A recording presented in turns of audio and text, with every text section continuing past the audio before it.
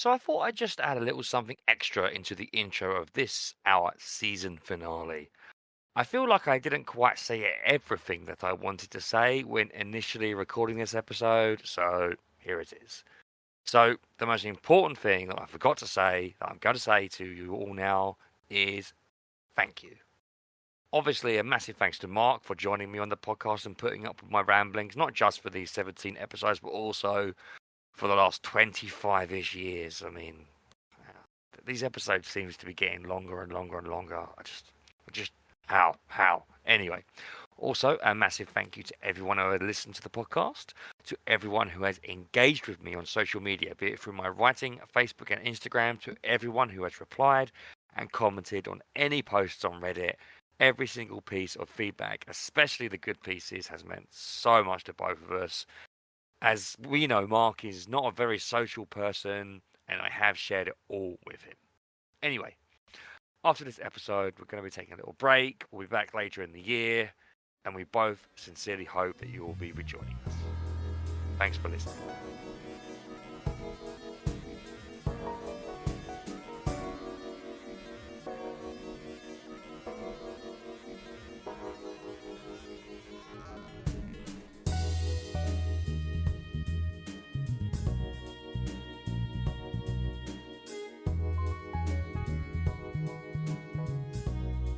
Greetings. Allow me to welcome you to For the Love of Fiction, a podcast dedicated to discussing story and character across a wide range of mediums. I am your host, Gavin Groves, and with me is my co-host, Mark Tobit. All right, dude, how you keeping? I'm very well, mate. How are you? I'm actually feeling pretty good right now. Yeah? Why is that? Oh, two specific reasons. A good session on PUBG a bit earlier on certainly contributed towards that. Yes. But other than that, I was on holiday last week. So, yes, you were. Yeah, me and the wife had a short breakaway at Centre Parks, which to our uneducated followers is kind of like an upper-class Pontins or Butlins. It's just a nice little break in the forest, a bit of food, bit of drink, and some archery, that sort of stuff. All in all, a nice time. And turns out I'm not that bad at archery either. Yeah? Yeah, I've been doing it for sort of about 20, 30 years in computer games with crossbows and the like, but real life, never really tried it. And it is immensely satisfying. When you get that one good shot, I mean, I didn't get any bullseyes or anything like that, but when you get that one good shot, it is just, the dopamine flows, man. How about yourself, man? How you doing? Yeah, I'm not too bad, mate. I can't really complain. You know, like yourself, I suppose. Same old, same old. It's just, you know, I'm actually currently looking into trying publishing, sending off some like short stories to some publications at the moment. So I just sort of been working on that, really. Nothing really personal to brag about, but you know, that's about it really for me. Oh, and the fact that finally, after many years of requesting, Nintendo have finally released the remaster of Paper Mario and the Thousand Year Door. You mentioned this in an earlier podcast, didn't you?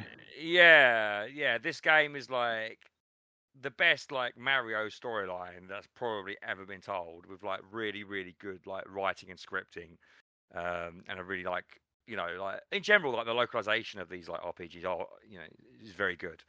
But this one especially has got like quite a lot of darkness in it, and it's very funny. So yeah, that literally came out today, and so I just started playing that really. So yeah, excellent. that.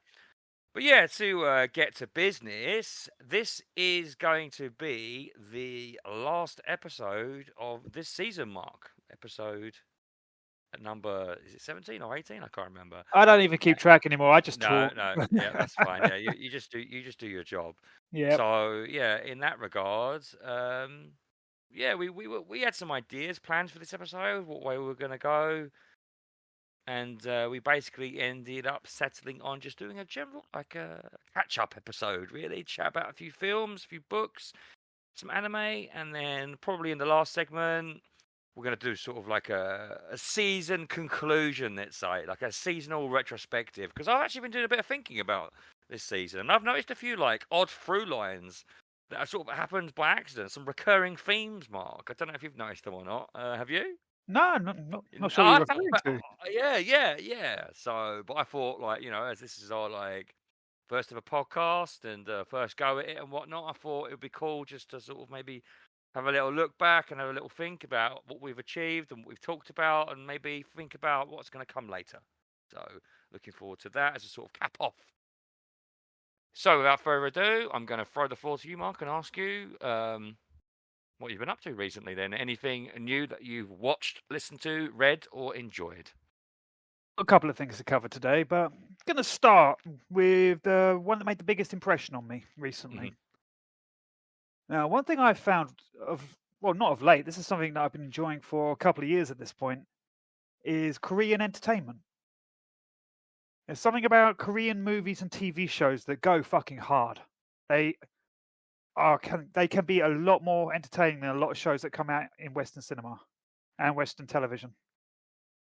And this has been something that I've been watching for a long time, where it's all the way back to the times of Train to Busan, which is... Wait, is that before or after you saw Old Boy?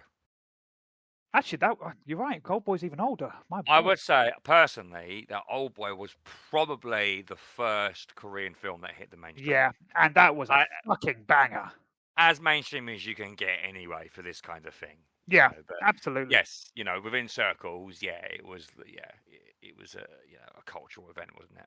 It was one that all our friends were talking about. Going, you got to watch this movie. It fucking goes, man. You haven't seen anything like this before. Yeah, and they were right. I hadn't seen anything like that before. And as I say, Train to Busan was another example. It's one of the best zombie movies I have ever seen. It's easily in my top 3.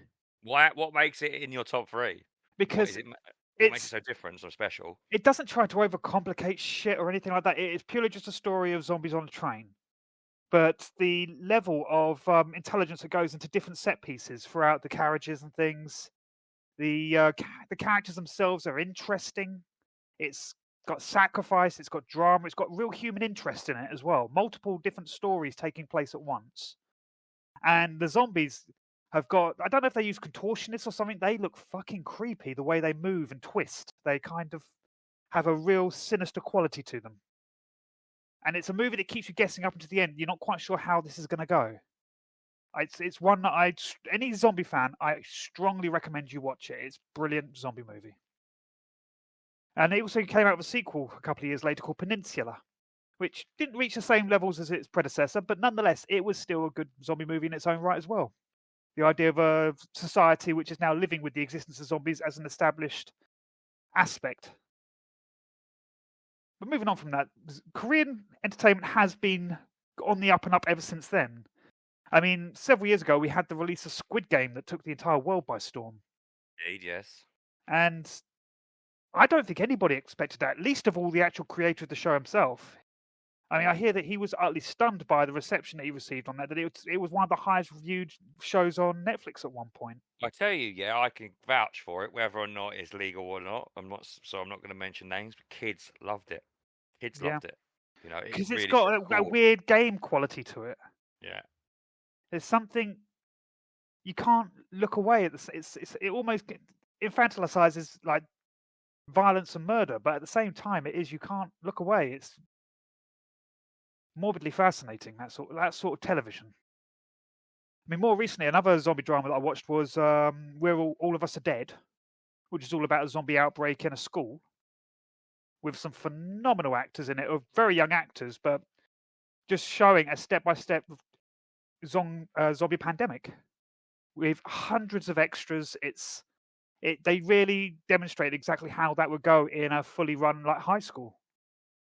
We're complete with sports teams and stuff like that. This is the thing. Koreans go hard on their entertainment. You do see some very interesting stories played out, stories that you wouldn't necessarily see made in other places.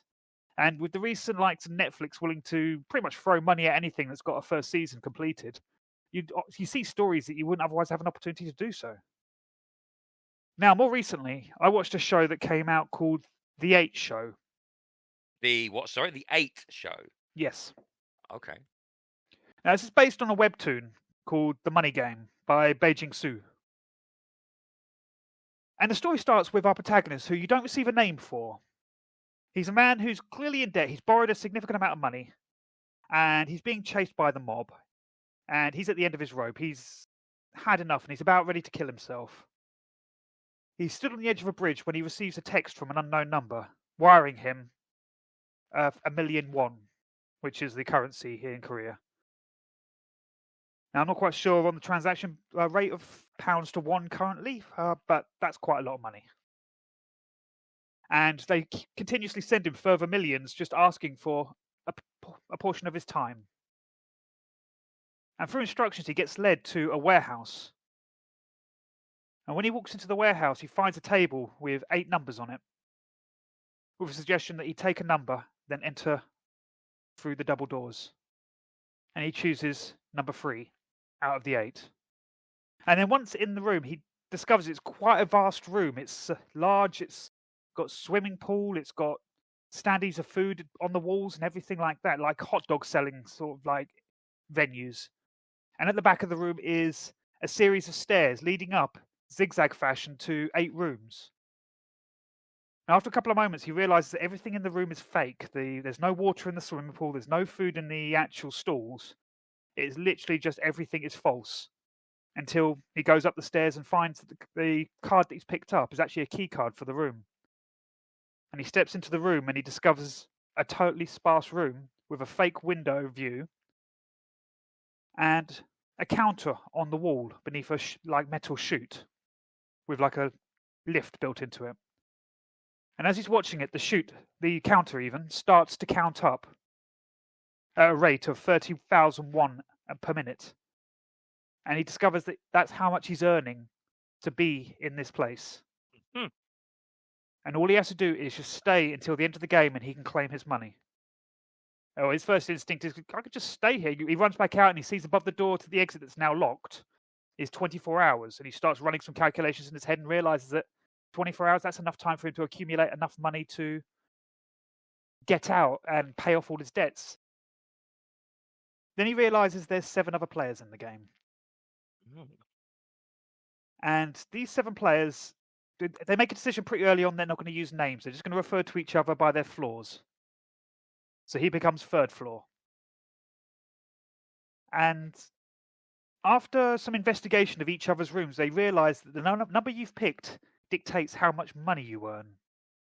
And that the money that's earned in the game can be utilized to purchase things. And that the clock can be changed.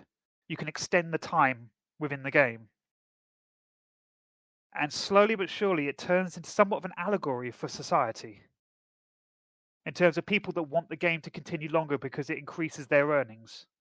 Versus people that have no need to be in the game anymore and that just want it all to end. And how certain people end up in a position where they have control over others because of the sheer amount of wealth that they've accumulated within the game. It's very, very interesting and violent, which is obvious that at some point this is all going to explode. And the characters in it are distinctively interesting. There's twists in every episode. It's 8 episodes long. It's all on Netflix. It only just dropped like a month ago. And yeah, it's a story that had me hooked until the end. As I say, I'd be up for seeing more of this story, but at the same time, what they give you in that 8 episodes is a complete story in and of its own right as well. It's not like something that's leaving a hook so you can go, oh, what? Like, is there a season 2? And it's a complete story, but it is a concept that could be utilized again. Interesting. Yeah. As I say, very much enjoyed. But I've got a thing for these sort of like movies and shows, kind of like bottle style, survival style, kind of self-contained. I mean, you remember I go on about how much I love Cube. That was a classic example of the kind of cinema that I used to fucking love when I was a kid. I remember it was you that introduced me to Battle Royale as well. Yep, love Battle Royale. I mean, purely for the concept of it, it was just so shockingly savage compared to everything we'd ever seen before. Yeah. So it's the game show like format though, isn't it? That sort of like trivializes like human life that makes it so shocking. Yeah, and this has got parallels to the likes of that Squid Game, where it is almost like they are entertaining, that there are people watching. It isn't just about the game, but it is about the presentation. I will say that you do see it in a lot of different sort of like Korean and in Asian sort of cinema, like entertainment that's based on allegories for class and wealth and Well, standing in society. it's everywhere, Mark. Really, like it's been in British novels for 100 years. Class society is like so integral to our way of living, and like it causes so much pain to people in the wrong class, let's say, depending on the era, that like artists are constantly looking ways to subvert and critique it and satirize it, because it is you know it's not the most humane way for society to run, but it's the only way for society to run without killing itself, and so we're sort of stuck with it.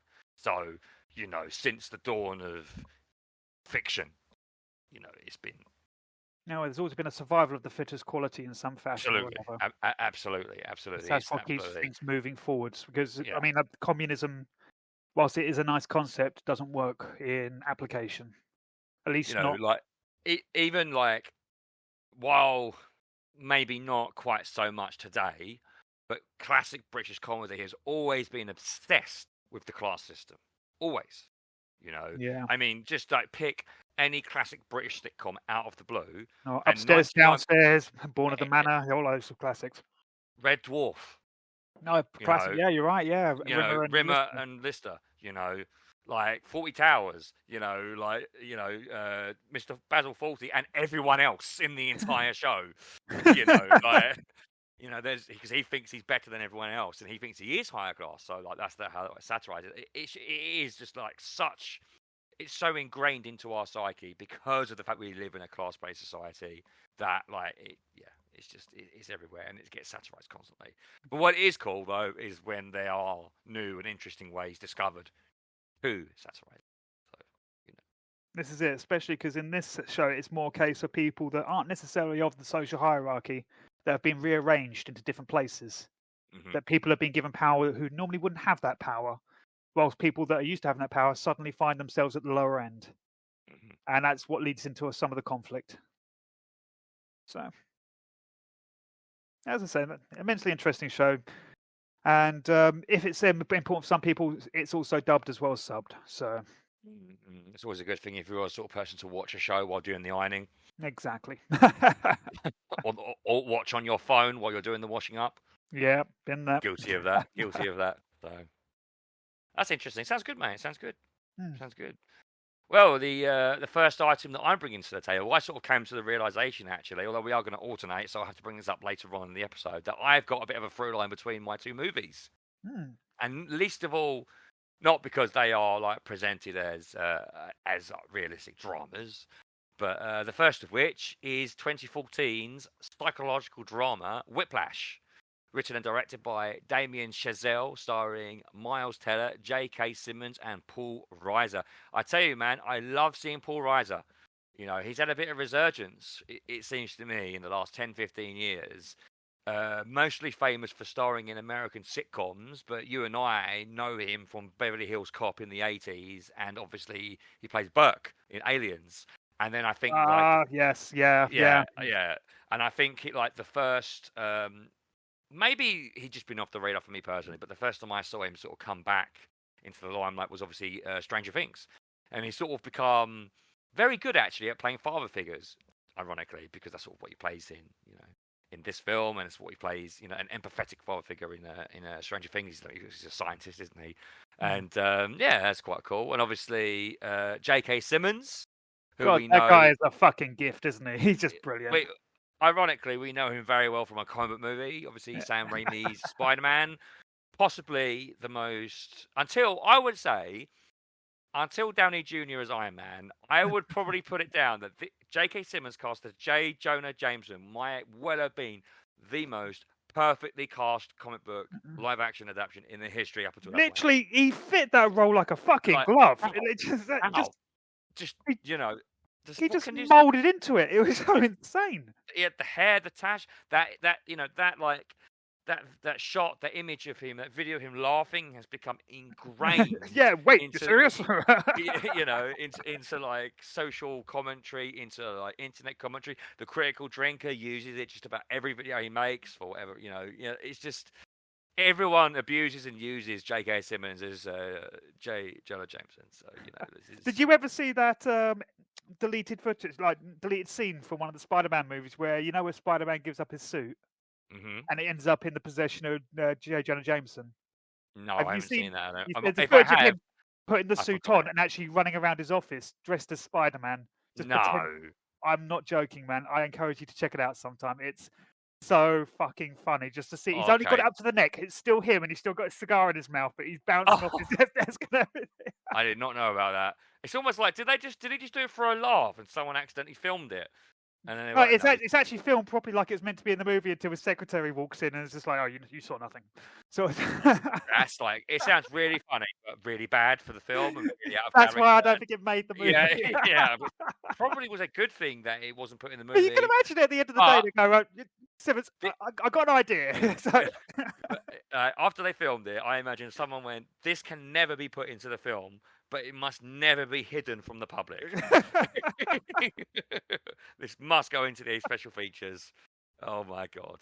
So anyway, back to Whiplash, just to run down the plot. I don't want to spoil the film. I'm just going to sort of give you a bit of the setup. So this film is about jazz drummer Andrew Neumann. Neiman? Is that how you say it? Can you remember? Neumann? it's a couple of years since I've seen this movie. Neiman. Neumann, I'm going to say. Andrew Neumann, I'm going to say Andrew, attends the prestigious Schaefer Conservatory Music Academy in New York, hoping to be as famous as his childhood jazz drummer idol, Buddy Rich.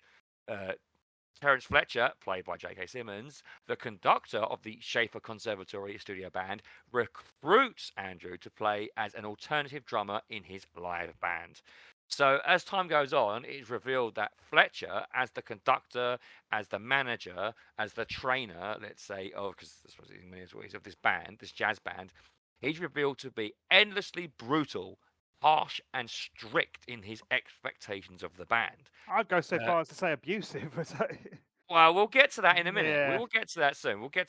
I actually purposely avoided using that word in this very brief synopsis, actually, because we'll discuss it soon. Yeah. So, Andrew, who is single-minded and unrelenting in his pursuit of his dreams, clashes with his family, his girlfriend, and his ambitions nearly even cost him his life. Ending with a concert at the JVC Jazz Festival, the film asks many questions about talent, passion, ambition, but most of all, I think, persistence. This is a movie I've wanted to watch for a long time. I've only just got around to it because I'm quite bad when it comes to watching movies. I wish I saw it at the cinema. It's really annoying that I didn't see it at the cinema. So. But yeah, Fletcher's leadership and teaching style on the surface is abusive. However, that comes with a caveat. So yeah, it's unreasonable. It's completely unreasonable. Oh yes. He comes across almost like a drill sergeant, doesn't he? When he's flinging cymbals across the room and things like that. That's right. That's right. We've all heard about the kind of perfectionist that takes their hobby too seriously. And I mean, in all walks of life, the gamer in your group who doesn't want anyone to have fun, and takes the game too seriously. The dungeon master in Dungeons and Dragons who is so in character and is so controlling that no one's allowed to even speak out of character. It's a characterization that we all know very well. We've all met that one person who takes things too seriously. I am guilty of it myself in certain areas, that's for sure.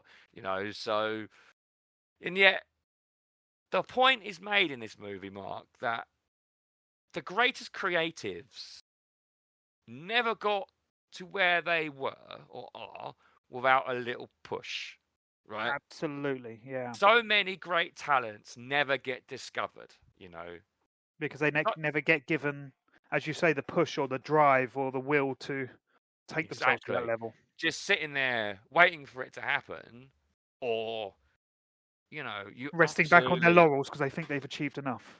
Yeah, exactly. Or absolutely working your fucking arse off to make it happen. And even then, when it's not hard enough for you, someone else pushing you harder than anyone ever has so that you can make it, And that is Fletcher's argument, isn't it? That with his technique of borderline abusive, control over this band, because just like as we mentioned with the Iron Claw a few episodes ago, he creates conflict between the members of the band, doesn't he? On purpose. You get the impression. He sets them against each other to compete against each other, to try harder. Now this is a technique that managers and bosses use in the office. They intentionally sow competition between co-workers to make them want to best each other for the bonus, to make them work harder, which I think is disgusting. I actually wrote a short story about this. I need to finish it. And what's really fascinating about this is that, as I say, Fletcher's argument is that only the best in our field are born with this technique, with this insane level of tough love. And I really empathized with this film because of it. I am a hobbies and passion first person, and it is to my detriment. I believe that I may have mentioned in a previous episode that my writing has got in the way of relationships. I'm pretty sure I've mentioned that earlier on.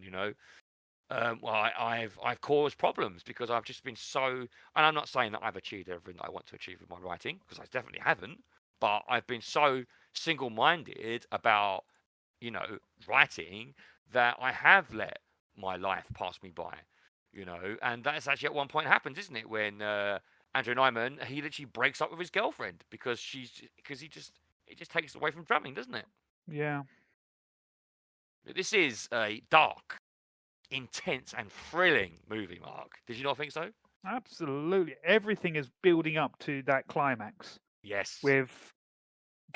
Where up until the last moment, you still aren't 100% certain of characters' motivations. Yes. This is one of the things that I think is so brilliant about this movie. I was going to say, just to pull you back there a little bit, following my little plan, I do actually enjoy drumming, personally, especially jazz drumming. And the central focus of this narrative being drumming, it was something that was quite an interest to me. But as you remember just mentioning, it's the underlying themes beneath the surface of the brilliant performances that really hit home for me. I can imagine some people watching this film and just seeing J.K. Simmons' Fletcher as just an abusive arsehole. I hate this character. Mm-hmm. It's easy to write him off as that. But no. But, yeah, no, exactly. But there is layers to it. Yeah, exactly. And while he does explain his motives, as I mentioned previously, it's about pushing people as far as they can, the 1%, finding the 1%. And he said he wants to find his 1%. He wants to be the guy that finds, what's the name of the drummer who's I've forgotten already. That's terrible, isn't it? Buddy Rich. Buddy Rich, yeah. He wants to find his own Buddy Rich and be I'm the guy that found Buddy Rich, And that can be applied to all walks of life. I want to be the guys that I want to be the writer that's the next J.K. Rowling. I want to be, the next, amazing sports star. I want to be the next Steve Austin. I want to find the next Steve Austin, the next Hulk Hogan. I want to find the next Tom Cruise. It just goes on and on and on and on and on. Mm-hmm. And what is really fascinating is that Nyman, he gets it. He does get it. All the way through the film. While it is implied, as I said, that the film sort of toys with tone by asking you the question, is this abusive or not? And yet Nyman accepts it, doesn't he? His ambitions are as far-reaching as Fletcher's. And that's what makes the conclusion absolutely, utterly thrilling, isn't it? Yeah. Teacher and student. That performance alone was... Yeah. I mean, yeah. It's... That conclusion and Nyman against all odds, standing up to Fletcher, but essentially, but giving him what he wants at the same time, I'd say that moment in that final performance that really cemented it for me. Mm-hmm. It's the moment when he knocks the cymbal over. Yes. Oh. And that's when Fletcher steps forward and picks it back up again for him and repositions it for him. And up to that point, you haven't been certain if he's happy. He's just going to want to step back and go, let's see if you hang yourself then. Yeah. But when he does that, you can see he's seeing exactly what he wants manifest in front of him. Yes. He's witnessing genius, literally. Finally. Yeah, Finally. he knew was there, but it just needed that push. Yeah. And he's now going to do everything he can to make sure it continues to flourish. Yeah.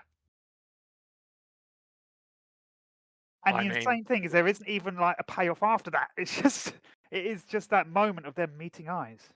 oh, it's brilliant. But that is that moment. You don't need to see him. Like, it doesn't matter shake hands after it. Yeah, you don't need to see Nyman's become this like super famous jazz drummer. It is the acceptance of the teacher, but and the student reaching that level at the same time. Like it is so powerful. And for fuck's sake, like J.K. Simmons' performance could possibly be the best acting performance I have seen in the 21st century. Literally, like, as I said, I never once saw him as an abusive control freak that the surface performance presents him as. The moment he's acting like that, I'm like, I get this. I caught that intense passion that's like beneath like the abusive father outward persona that need to succeed at the absolute People highest don't just level. Act like that. There's a motive behind it. Well, they do. There are lots of but bad someone people. on his sort of level, that let's say that he's considered so great, he wouldn't just be there purely through virtue of being a dick.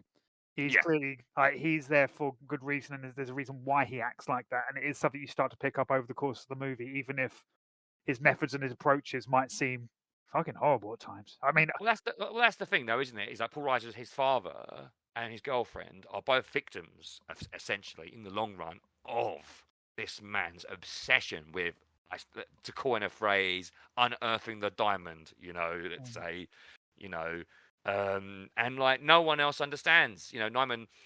To spoil, I didn't want to spoil the film too much because you have to watch it. There's a specific plot point that I found quite shocking 3/4 of the way through the film that Nyman's pushed into. And you almost feel like he doesn't really want to go through it. He didn't want to go through it later on, and then sort of goes, against it, and it just only someone with as loftier goals as a student can possibly have can connect with a teacher with as loftier goals as that teacher has. There's something that just can't be. You can't.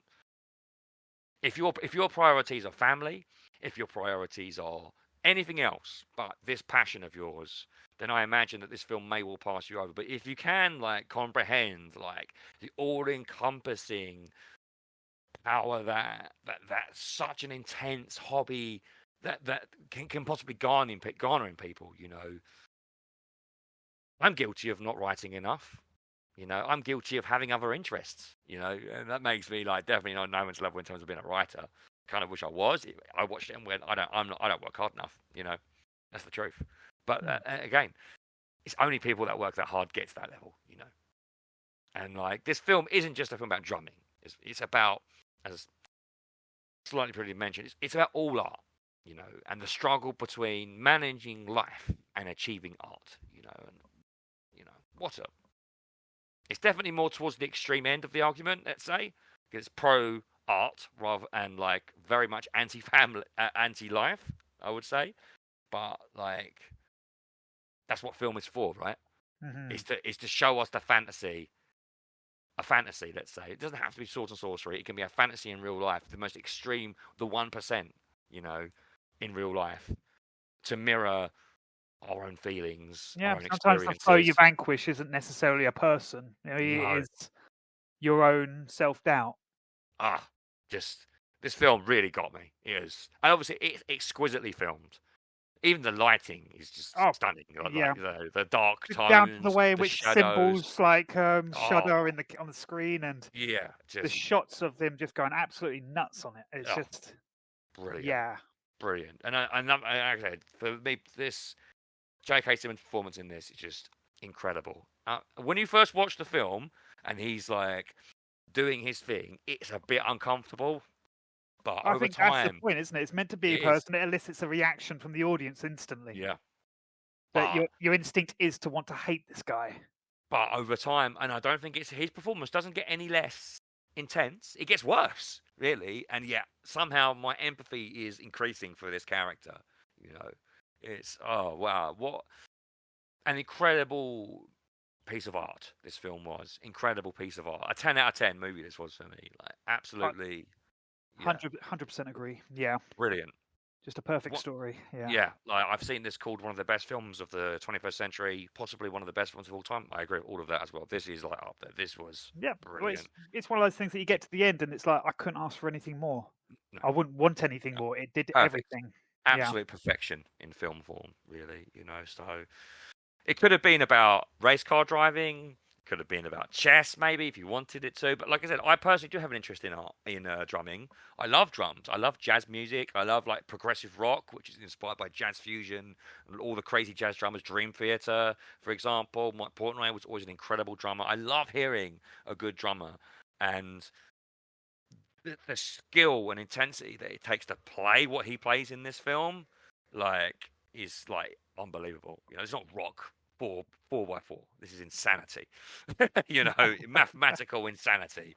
You know, and just yeah, absolutely love this film. I'm kind of annoyed that I didn't watch it first time around. Like what, 2014? So this is 8 years ago now. But damn it, man, I'm fine. I'm glad I watched it when I did. So fucking brilliant, Mark. Excellent.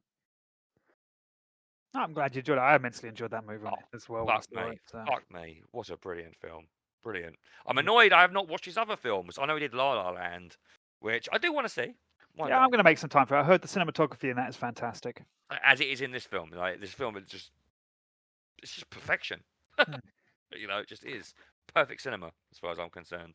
You know, and like, you haven't got someone telling you what to think. It's all about inferring the emotions of the characters. Yeah. You know, it's not got walking exposition tanks.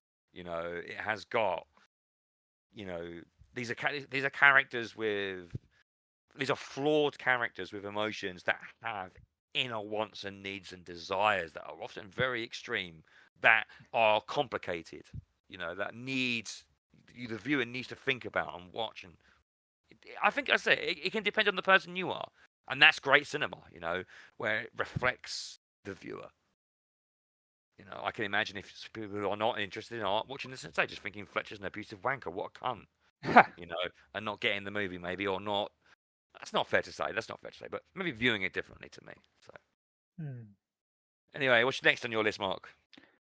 Well, Mine Myself was a movie which I actually was looking forward to, and unfortunately, it fell a little flat in my expectations. All right, okay. So, I mean, we don't normally sort of like use this pod to put down movies, and I'm not going to put this movie down, but this one left me with a touch of disappointment. Mm-hmm. But I sought it out because I'd been watching the trailers, and everything about it on paper suggested that I was going to like this movie. And we lead first with the fact that it stars Sam Rockwell.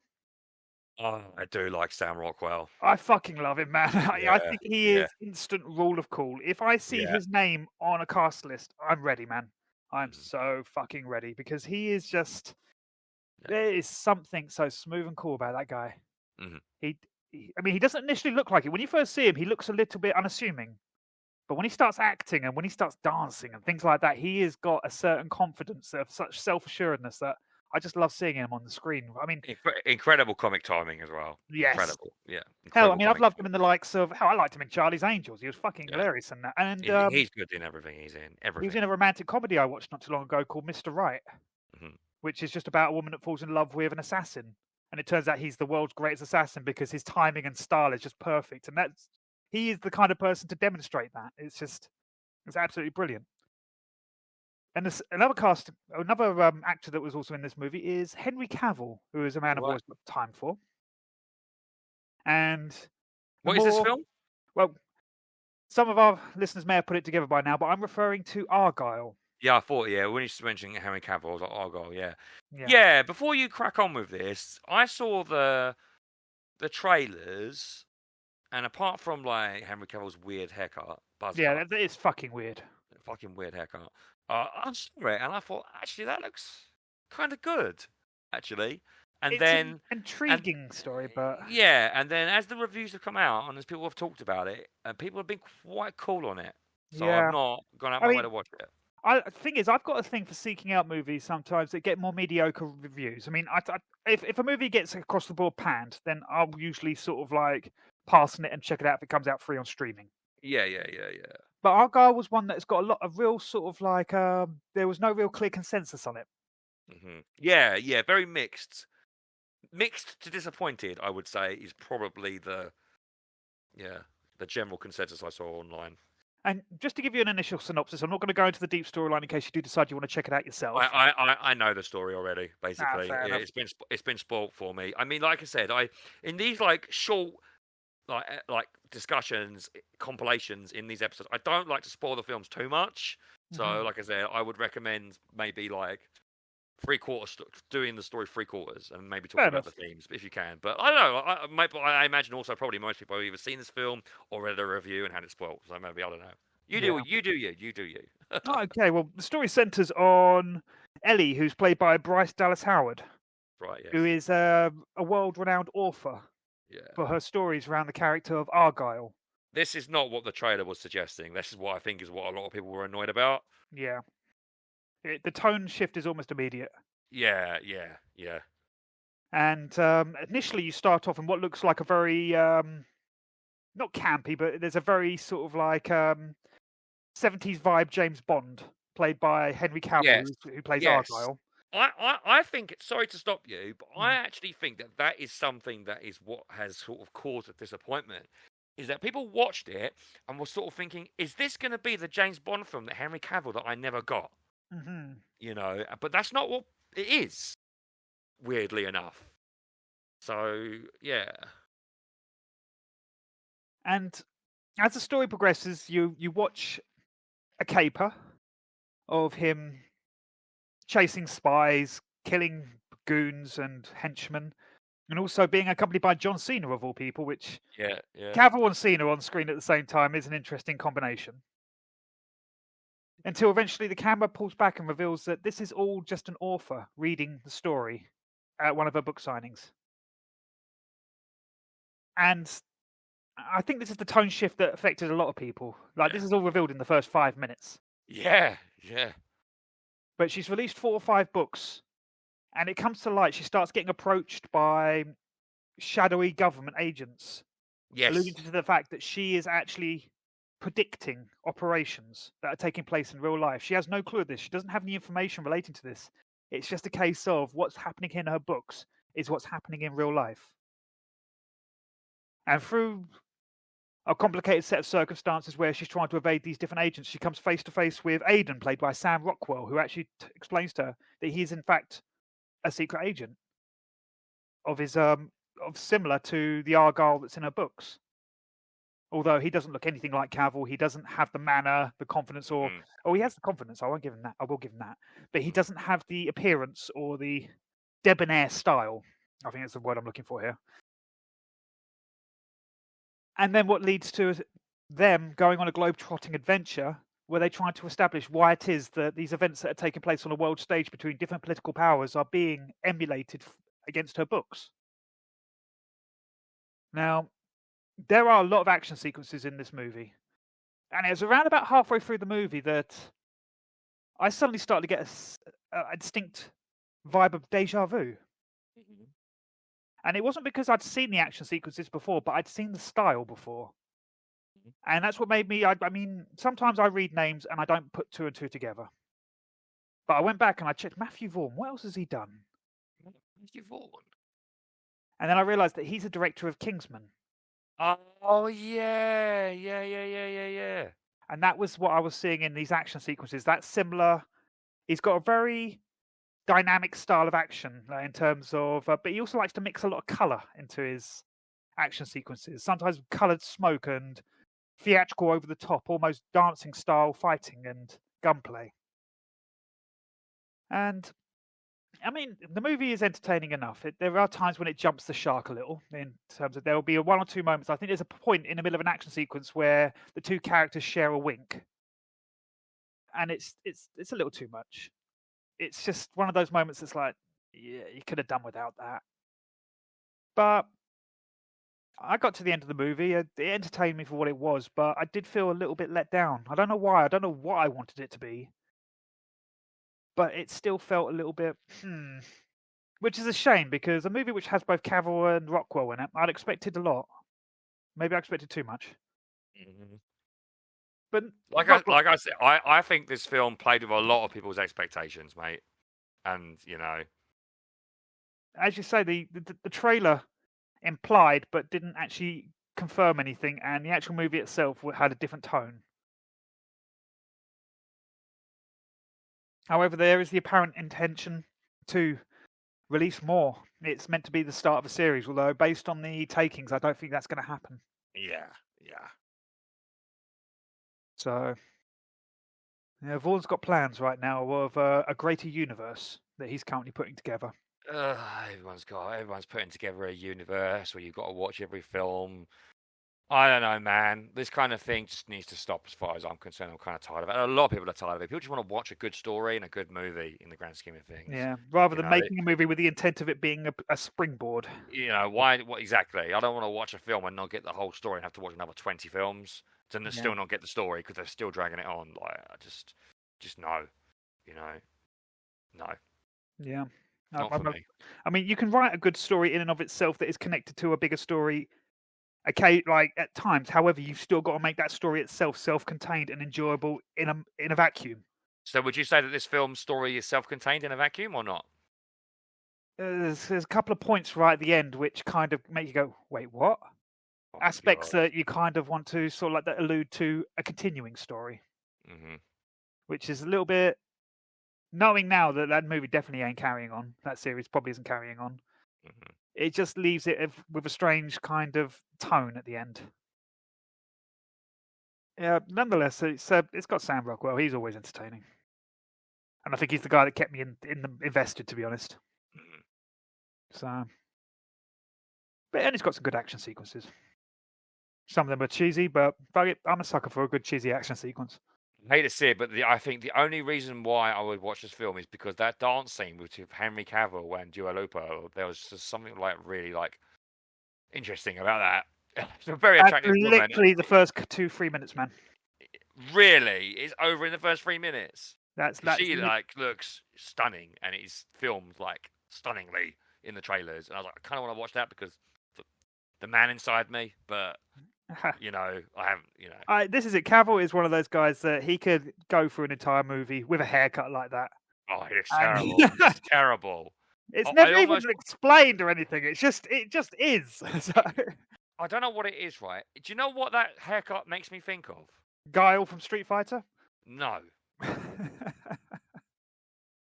Red Heat, Arnold Schwarzenegger. Oh my god, yes. the Russian like buzz cut, crew cut, flat top combo. It just looks wrong. Yeah. It looks wrong. Oh dear. Yeah, it's not one I'll be watching anytime soon, that's for sure. Yeah, wait till it's free on streaming and you've got 2 hours that you don't really mind losing. That never happens. I do not waste 2 hours watching shit films. Not interested. I will never watch this film ever. I might watch the first 5 minutes just for the dance scene, and that's it. Yeah. But yeah, as I say, they can't all be bangers, unfortunately. So, but I'm not going to slate it down or anything like that. It was what it was. Now, speaking of a 2-hour film, Mark, that I would waste my time watching, The Founder with Michael Keaton. This is a film that... Oh my fucking god, I love that movie. Yeah, this actually has some really interesting common traits with Whiplash as well, which I'm going to see what you think of those. No, The Pursuit of Glory. No, actually, no. I'll tell you what they are in a second, right? So, this is the 2016 biographical drama directed by John Lee Hancock, written by Robert Siegel, and of course starring Michael Keaton. I love that Michael Keaton's career has had a bit of a resurgence because he is a great, great actor, and he's absolutely phenomenal in this movie, and as to what I'll get to shortly. This is obviously a film about the famous, well-known creation and rise of the fast food restaurant chain McDonald's. I mean, in our lifetime, Mark, can we imagine a world without McDonald's? I mean, it's tied in at a fundamental level into culture, isn't it? Yeah, like Coca-Cola and Disney. It's one of those inherent. Yeah. As kids watching advertisements and seeing advertisements for McDonald's, it's just part of like advertising. So, yeah, it's crazy. But very quickly, run down of the plot. In 1954, traveling milkshake machine salesman Roy Kroc. I love that his name is Kroc. That sort of has all kinds of connotations, really, Yeah. for like a sleazy character. Kind of funny, really. But I know, it was actually his name. It's actually his real name. Yeah. His real name. Wow. Is failing to offload his product when he observes, unlike many of the drive-ins that he has visited, the machine-like McDonald Brothers walk-up restaurant serving fast, high-quality food, disposable packaging, and that, esteemed family vibe. Kroc meets with Maurice Mack and Richard Dick McDonald, the innovators and owners of the restaurant. Kroc suggests they franchise the restaurant. This is a great scene, isn't it? He's just he's standing on the love car. that sequence when just beforehand when he's at the counter and he orders his burger and they give him a bag. And goes, "Whose is that?" And he goes, "It's yours." He goes, Yeah. "But I just ordered." Yeah, And yeah, it's like, yeah. Stuff that's taken for granted today, but at the time he was just like, Well, we'll get. Yeah. Well, we're going to talk about McDonald's in a minute, so you can have your say about McDonald's. We're gonna, but yeah, I just love that scene. We're like franchise. Franchise. You know, franchise. With the hands and the fingers, like he is absolutely like going for it in this film. Anyway, so Kroc suggests that they franchise the restaurant, to which the brothers hesitate as they have already tried and failed. They eventually relent, tying Kroc up in a contract where all actual changes to the restaurants need to go through the brothers first and be passed in writing. So Kroc is trying to expand the restaurant because of this brilliant let's say organization, the systems. It was also innovative at how they're delivering this food so quickly. Kroc just saw the money, and I think it was when he saw the that picture, wasn't it, of the golden arches, and the first attempted restaurant, which never actually surfaced. So what follows is Kroc attempting to build this brand, this franchise, and pretty much every single time he wants to push them a little bit further, build more restaurants, build the name, the brothers sort of put the brakes on. They're like, no. And they become somewhat, we'll talk about our interpretations of the characters in a minute, but they're basically against the majority of Kroc's suggestions. And it eventually gets to the point where Kroc has put so much of himself into trying to expand this business that he faces financial ruin. And because of the reluctance of the brothers to budge or grow, Kroc takes matters into his own hands. And as it is well known, Kroc, in layman's terms, stole, bullied, pressured, prized the McDonald's brand from the brothers and turned it into what it is today. Literally one of the most successful franchises in the world. Yeah. It just is. Regardless of the motives that took place prior to it, I'm not going to say the ends justify the means, but it is truly one of the most successful companies to have ever existed. Absolutely. So, I was going to present this idea, really, that the brothers sort of represent this homely, grassroots mentality where they want things to stay small and they're quite happy with things to tick along. Right, whereas Kroc, by all accounts, is borderline insane. Right, he's so obsessive and ego-driven with this need to succeed that he's literally the antithesis of this mentality, isn't he? They've got this great idea, and it makes them enough money, and they're successful, they're respectable, they're known within their community. Yeah, they don't feel the need to push any further than what they like I said, they tried to. But their response was, it didn't work. Yeah. It didn't work. And that's interesting, because what this movie represents is a fascinating study of ambition, isn't it? Drive versus contentment. Kind of like Simmons in Whiplash, Keaton's Kroc is like a multi-layered, fascinating figure. At the beginning of the movie, Mark, he is quite empathetic. Do you not think? No, you can see. Literally the first 15, 20 minutes of the movie, whilst he is interacting with random people, before he interacts with the brothers, a lot of the scenes are him by himself, often just communicating with his secretary or stuff like that. And you can see that he has already been worn down by his current position. Yes. That he is just shuttling from one restaurant to the other, begging them to buy these milkshake machines. Yes. He's And hardworking, driven, but he has he's failing, isn't he? he doesn't. It's not that he doesn't have faith in his product because he's quite willing still to sell it, but he knows his Yes. product isn't going to change the world. So Yes. his eyes. But that's why when he sees something so basic but that works so well, he tries to grab it with both hands. Yes. What's interesting though is that many of the traits that he shows at the beginning of this movie regarding trying to sell this milkshake, these traits that we empathize with because he's trying so hard and he's pushing this product that he believes in, these are the same traits that he uses to push the McDonald's franchise into like absolute galaxy level fame and money. You know, in his own words, it takes persistence, doesn't it? You know, which is something that the brothers do not show in the slightest. They say we tried to franchise it, it didn't work. Whereas he tries to franchise it, and he is literally butting heads with the brothers over and over and over and over again. And they're going, no. And yet he keeps trying. He's adamant on making something out of this. And he will fight them. He literally fights them to the end, doesn't he? Yeah. I mean, from my perception of the interaction between him versus the two brothers, one of which played by Nick Offerman, who I fucking love. I love him as an actor. Yeah. That's not to take anything away from John Carroll Lynch. The two of them together, there's this certain naivete to them when they're dealing with Croc, because they have never dealt with a man like this before. No. Well, that's because they're grassroots, isn't it? Yeah, They've never.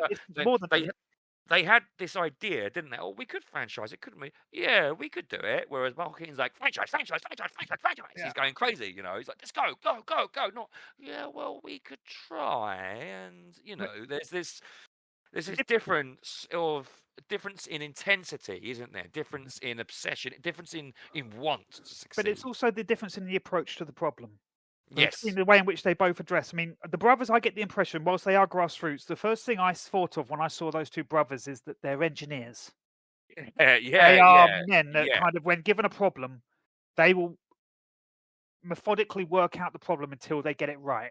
Yes. They are like when he shows the scene with them at the tennis courts, drawing out the layout of the kitchen. That's great. Yeah, that's great. And showing how they refined the process until it flowed. That is an engineer's approach to a problem.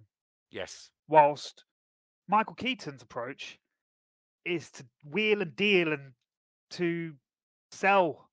Well, in the end, you have a product guy and you have a sales guy. That's how it works. It's very rarely you get both in one, isn't it? Exactly. And the fact that these two end up butting heads is, The Apprentice TV show might make you think otherwise, but normally it's different. You know, you have like the brainstorming people that create the product. You have the people that plan the product, and you have the people that create the product, and you have the people that sell the product. You know, so it's two different sides to the same. It's two elements of the problem, isn't it? Yes, and that's why where the conflict arises, where they're saying that what his solutions are coming into conflict with the solutions they've already put in place, such as like the argument over the milkshakes. Well, that's right, but the reason why that comes up, though, isn't it, is because Croc is putting money into this and he's not getting it back. So he's trying to find a way to get a larger margin. So which I think is quite reasonable, really. He says to them, "Look, he wants to, instead of putting ice cream into these milkshakes, he wants to use powdered milkshake, which is cheaper, and that will save money across every single restaurant that he's built so far, and therefore not put him into the red line with the bank."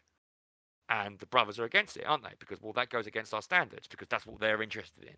They're interested in the ground level, isn't it? It's the ground level, you know.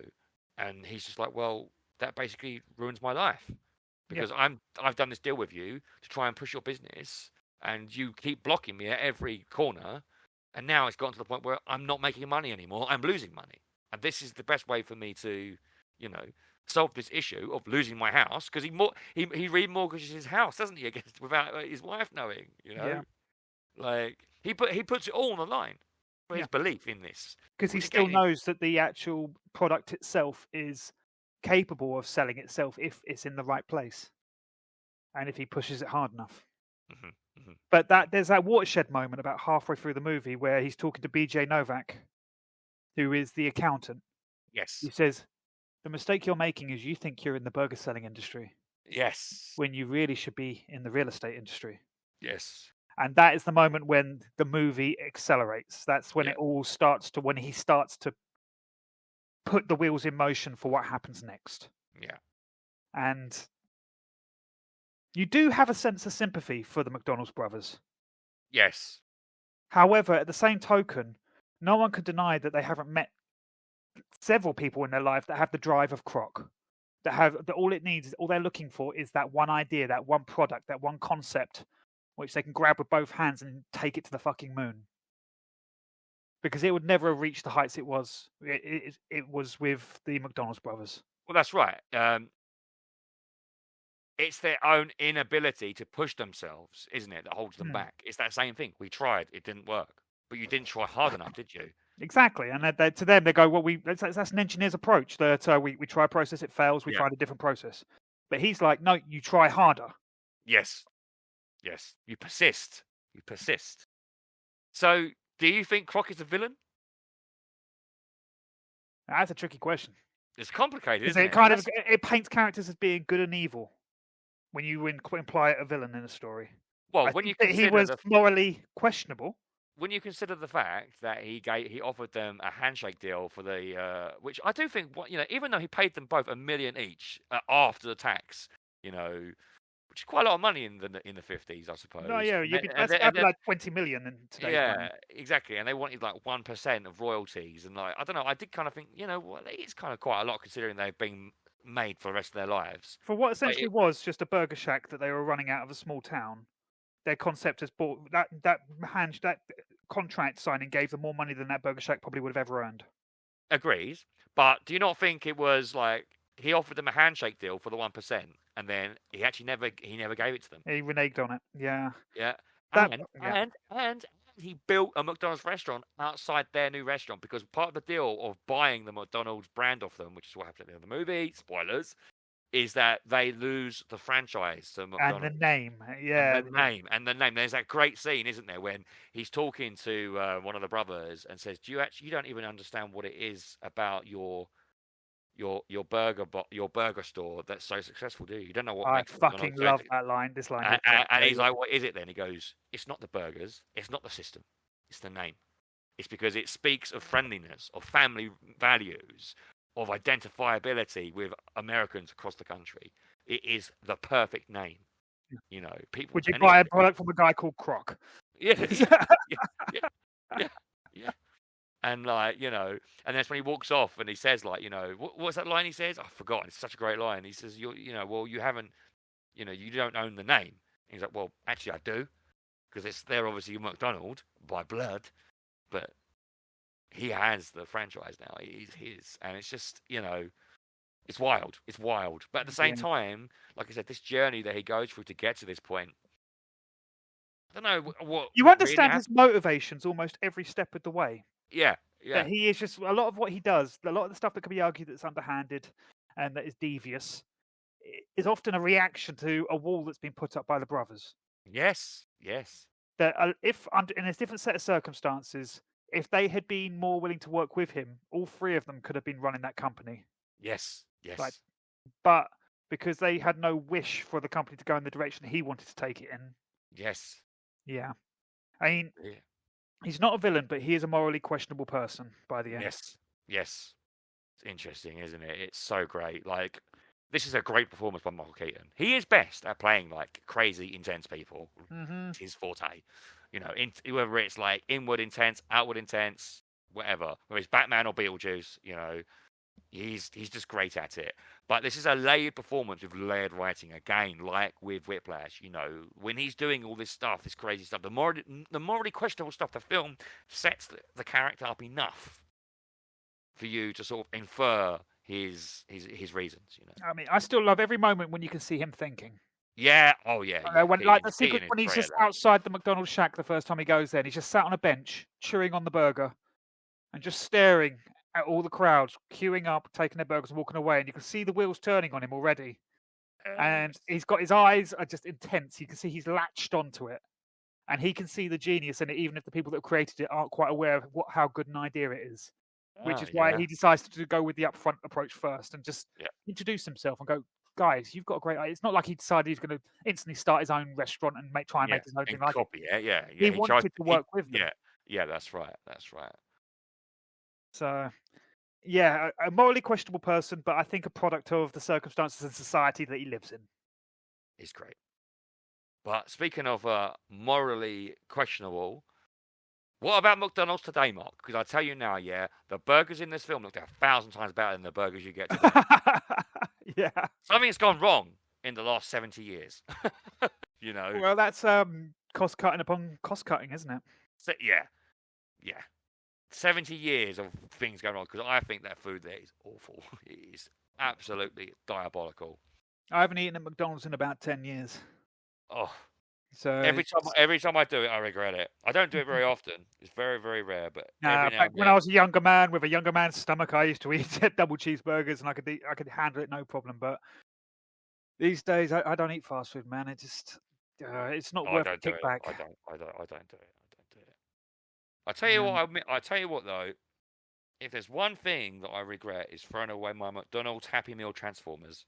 Ha. I might actually have a look on eBay and see if I can find them one day. One day. So we had a Happy Meal when we were kids, didn't we?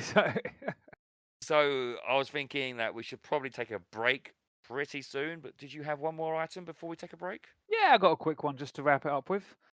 Just a sort of like one final story that I've read. Mm-hmm. This is a manhwa, which is like a Korean version of a manga. Of course. This is one of those stories that's formatted for mobile phone reading. Yes. Now, I have a certain passion for certain types of stories that turn up a manhwa, and a lot of these stories do get repeated over and over again. And this is one that I've probably read a couple of times before in different capacities under different authors, but this is a story that really fucking got it right. It's a set in a school. It's one of the bully revenge stories. All right, okay. The one where the main character is in a school setting and he's getting bullied, and it's how he rises above, takes down his bullies. And I've never been a victim of serious bullying. I mean, everyone has a little bit at school and all that, but not on the level the Koreans apparently portray their own sort of like school system as. I said, fuck me, man, they're vicious bastards in there, if these stories are anything to go by. Now, this is a story that's written by Park Tae-jun, who I've mentioned some of his work previously in the likes of Viral Hit and Lookism. Yes. And this is one that's called Life Completely Ruined, also known as My Life as a Loser. And it starts with the main character, Kim Jin-woo, he's about 3 years removed from school at this point. He's getting on with his life, and he comes face to face in day-to-day life with his bully. He's working at a company and discovers that the meager job he's got, where he's barely earning enough money, he discovers his bully actually owns the company he's working in. And whilst he is barely getting by in life, his former bully, who is Jang Chul, has thrived. Whilst he was at school, he was training to go into MMA. He had a short but profitable career and used it to found a company that, without realizing, he now works at. And in the middle of the workday, he snaps. He finally has enough, screams at him that he's had enough of this. The bully barely recognizes him as a victim. He doesn't even realize that he bullied him at school because he just doesn't remember. Because to him, it wasn't a big deal. But to our main character, Jin-woo, it was torture and hell. And he demands an apology, at which point his bully laughs in his face, and the victim, Jin-woo, runs. Says that he can't work for him anymore and just vaults over a fence, not realizing that just beyond the fence is a 3-story fall. And he falls into the ground. And the last thing he does, he lets himself turn around and flips the bird off at his bully, screaming, "Fuck you, I curse you." At which point the story reverts back and it snaps to 3 years earlier, with Jin-woo suddenly opening his eyes in class and looking around and going, "Wait, I'm back at school." At which point, Anchul, the bully, walks into class and starts bullying him, like he always did back in the day. But now, Jin-woo's got the knowledge of 3 years have passed. However, you then get the revelation right at the end that it's not Jin-woo that has gone back in time and gone back into a younger version of himself. With his final breath, he cursed his bully to take his place. And now his bully, Anchul, is reliving the school days in the body of his own victim. And it's about him rising up and actually trying to fix the shit that he put wrong for this person during his school days. And it comes down to 4 specific events that he has to fix to make sure that everything that led to the total disintegration of this guy's self-esteem and his life don't come to pass.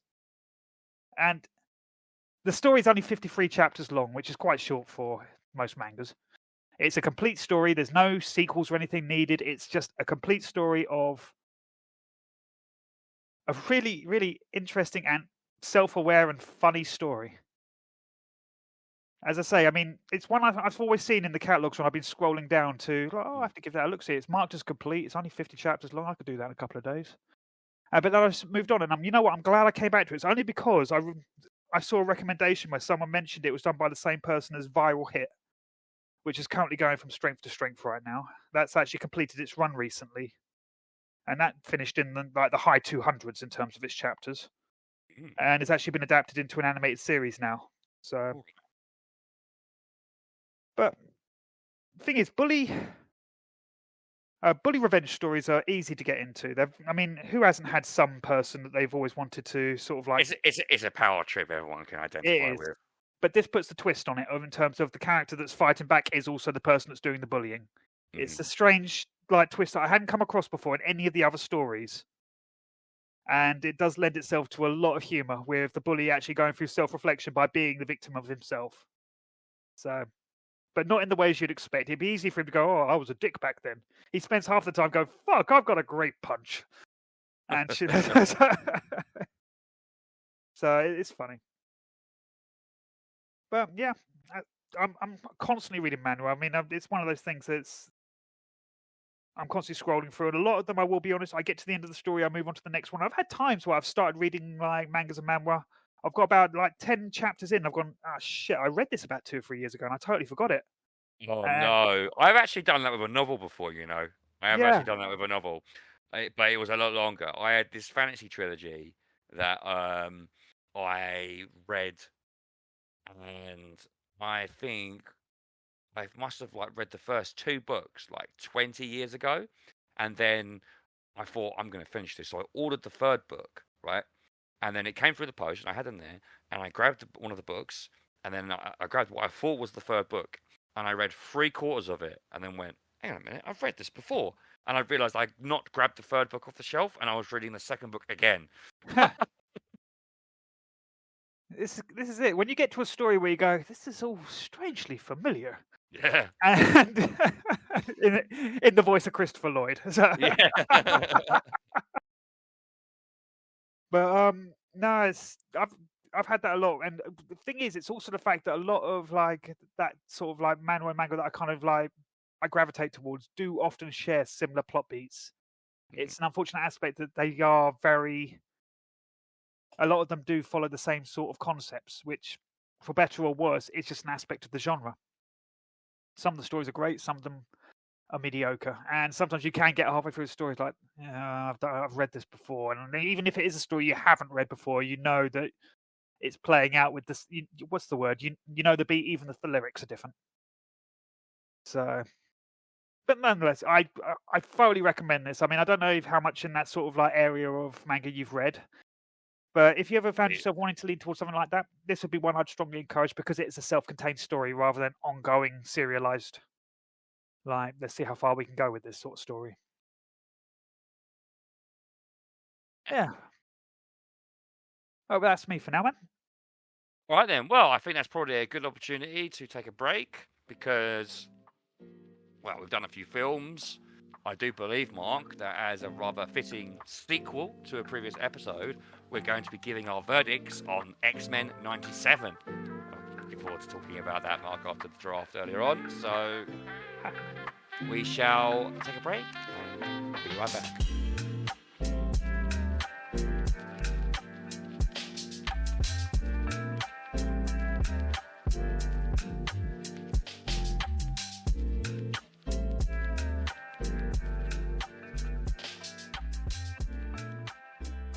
Welcome back to the podcast. So to continue with this catch-up session, Mark, I'm going to bring up a novel that I read recently that I really, really enjoyed. I'm going to go about the context of why I'm bringing it up, I suppose, afterwards. But This is by the classical English novelist Thomas Hardy. Have you ever heard of Thomas Hardy? Heard of Thomas Hardy, but don't know much of his work. Yeah, I would probably say that his most famous novel is possibly Far From the Madding Crowd, which was recently turned into a film or a TV series, I think, on Disney Plus. Uh-huh. Yeah, it's like he mainly writes in the pastoral genre from the late 19th century. As say, like the pastoral genre sort of it exists within this remit of nature. A lot of his novels are set in this fictional pub called Wessex, a Western version of Essex, you could say. I've heard the term Wessex, as in Count of Yeah, Wessex sort of thing. yeah. It's like he invented it. Yeah. So, I yeah, didn't realise that was a fictional location. I mean, I just yeah. thought I could never find it on the map. So Yes, exactly. But yeah, this novel it's a novel called Jude the Obscure. Have you ever heard of it? no. No, it's one of his more controversial, lesser known novels. But yeah, the reason why I read it, I may would have mentioned it in a previous episode, is that I'm looking to potentially teach creative writing, English, and well, I've read a few of the classics. I need to read more, so I'm working on reading more. But I'm sort of alternating. I've sort of got some lists at the moment of like best books of the 20th century, best books of the 21st century, and like best books of like the classics and whatnot. I'm sort of cherry picking authors that I know and sort of mixing it up. So yeah, the other novel that like he's really famous for is a Test of the D'Urbervilles. It's called, which I know nothing about. But anyway, so I'm going to give you a little plot rundown, but I don't want to spoil it too much because I'm not really sure if listeners of this podcast would read this book. I don't really know, but like when you consider that this novel was written in 1895 or released in 1895. I think that considering the plot is interesting. It's an interesting novel, and it actually kind of correlates with some of the things that we've spoken about already this season.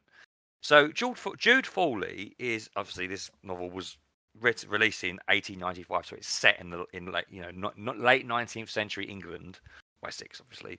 Jude Fawley is an average man, an average class man, let's say, and he wishes to be a scholar at the fictional Christminster, basically Oxford, you say. And because he wants to be a scholar there, he teaches himself classical Greek and Latin in his spare time.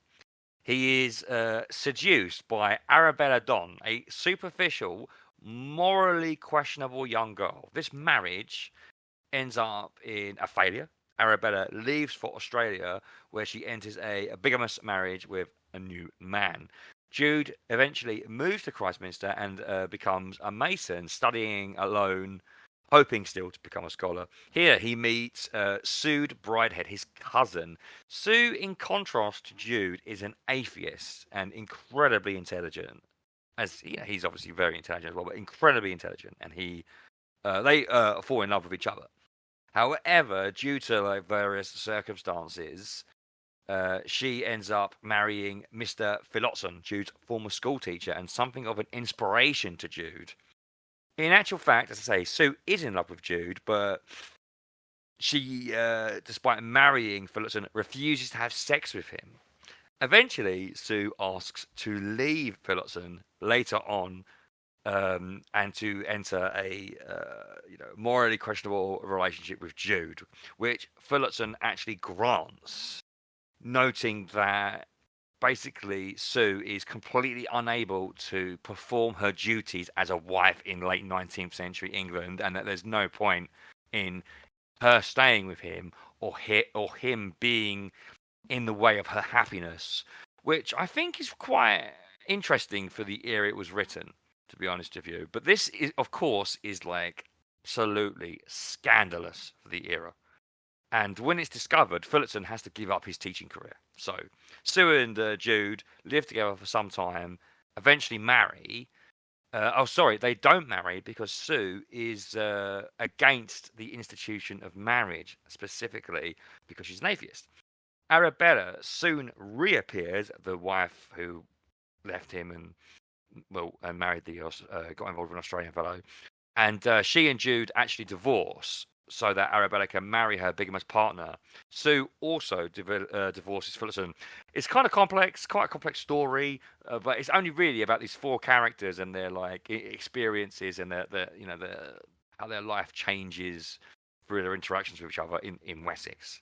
So at this point, Arabella actually reveals that her and Jude have a son, and that she was pregnant, had the boy in Australia, and in actual fact, Jude's son is on the way, which causes to stay with Jude because various reasons, and this causes further emotional complications as Sue starts to question her morality over whether or not she should be caring for this son. When she sees this son, she just sees her love rival, let's say, or former love rival in him, and it brings emotions in her that she's uncomfortable with. Sue is quite a polarizing character, I would say, in general. She's often prone to outbursts and like moments of over the top emotion. I do feel like it's a product of the time because obviously when Hardy was writing this is the late 19th century, men's understanding of women was quite limited because women were not allowed to live. Do you know what I mean, Mark? No, not in the same way as men. Yeah, exactly. Especially compared to the more interesting and calculating Arabella, who is quite a devious character. But I suppose you could say that Sue is something of a victim in the story overall. Anyway, so to continue the story and to sort of cap off this brief recap, eventually Sue and Jude have children, and they are socially ostracized for living together unmarried with children. There's a massive, really, really awful event that happens very soon, which leads to Sue, the atheist, being so distraught that she goes back on atheism and goes back to Philotson and remarries him and then enables them to have sex because she feels so punished by the awful experience that she has while being married to Jude. And it's really interesting, this juxtaposition of characterization, this the way this character changes. This is an extremely well written novel for the time that it was released, and like emotionally like quite complicated, and it covered like a lot of concepts that I find really, really powerful, Mark. While I don't want to really make this a political podcast, and I don't want to make this a podcast that's anti or pro-religion or anti-atheism or pro-atheism, whatever. People, are, as far as I'm concerned, are allowed to believe what they want. Absolutely. You know, but you know what this novel sort of explores, which is something that I've wrestled with all my life, and I know you have as well, is like the concept and the power of religion and how it affects people in a negative way. You know, like it's very much about how forced marriage and other social constructs are used to judge and often control humanity, and how, especially in the era, only the most privileged could receive society's greatest benefits, especially with education. I think overall this book is anti-Christianity for its plot and narrative choices, but I don't really Or is think that because like, it makes the religious the antagonist rather than the protagonist? it's not. I think it's hard to say. In the end, right? Jude wants to become a scholar, and he believes in religion at the beginning of the story, and he believes that reaching heaven is the end goal, and that's it. Whereas Sue doesn't believe in that and believes in attaining her goals. And although Jude has lofty goals, becoming a scholar, he never actually attains those goals, which is one of the things this novel is about. It's about how even like the greatest of minds might not necessarily reach the level of let's say maybe celebration or I'm trying to think of the word here, success that they deserve because of these societal constructs that often can hold it down, and that can be money. In this case, it's religion and money as well, though. I mean, you can go to university and you can effectively study for free by taking out a student loan, but you need to be earning money in the first place to be able to get a student loan. There are certain things you need to pass to get that, especially if you're a if you're an older learner. But as a younger person, it's hard to get into university. And I think that there are probably people out there who have come from less respectable backgrounds, who have been born intelligent enough and gifted enough to get into like bigger universities, and get better educations in order to become well known enough in order to achieve the success that they deserve, but they've not been able to because of their upbringing. And that's I find that quite powerful, and I say that is often what this book is about. And also the fact that religion itself is something so powerful that it can bring healing to people who are suffering. And this is something that sort of changed my mind about religion over this, because when I was younger, I was very, very, very anti-religion, and then until I met this older couple. I don't know if I told you the story before, man. No. Who basically this older couple living on their own, really, really into Christianity. And the reason why they were so into Christianity is because they lost their whole family in a car crash, like grandparents and great grandkids and great kids and kids and grandkids. And yeah, and like, how do you expect anyone to be able to live after that? You know, it's a horrific experience. But they found their answers in God, and it enabled them to continue living. And like, you know, if you don't believe in God, then that would mean you would perceive them as lying to themselves, right? And like, in the end, it's a morally grey area, and whatever. Like I said, as I said, people can believe what they want to believe, and I'm not going to judge them for it. But this enabled people to find life again, you know. So, and this is what happens to Sue, essentially. Although it forces her into a marriage that she doesn't want to be in as well. So, it's a very complex novel, and like I said, it doesn't really offer any clear-cut answers to what Thomas Hardy wants you to think, apart from the fact that religion does sort of occupy a relatively negative social construct within the novel. It's very controversial for its time as well. Or more, is it like people's actions justified by religion, do you mean? Well, no, it's not. People's actions are not justified by religion in this novel at all. Religion poses an escape for those who have been either morally questionable or have been emotionally traumatized, and it also presents an oppressive state that does not allow certain people to achieve what they want to achieve because they feel that reaching heaven is the end game, basically, and they therefore do not have the drive to achieve what they want to achieve in their life. Oh, an equal parts a sense of strength and a source of strength. Yeah, that's what I mean. Yeah, it's kind of both ways, really. It's interesting. It's very interesting. As I said, like the book was labeled like Jude the Obscene by one reviewer at the time. Supposedly, a bishop burned a copy of it, and it received so much negative criticism that it actually forced Thomas Hardy to quit writing novels altogether, and he spent the rest of his life writing poetry. You know, I mean. It got me thinking recently, specifically because just recently I read this novel called the series of novels by Jack Vance, I think it is, called The Dying Earth, which has got like a really, really interesting setup. I might have told you about the Dying Earth genre before. Dying Earth is like a post-apocalyptic environment where not necessarily nukes have been dropped, but the sun is basically dying, and therefore the planet is dying. And as a fantasy story, it offers like a really interesting, rich world. But in these novels that I've been reading, the characters are so awful and so boring and so uninteresting to me that I just couldn't bring myself to finish the books. And then I started reading this, and it absolutely thrilled me because of the characters. You know, while like. You could go back in time and critique perhaps Sue for being a bit over the top and a bit emotionally unstable. But I mean, you know, plenty of people are emotionally unstable today and do stupid things, right? Yeah. You know, not every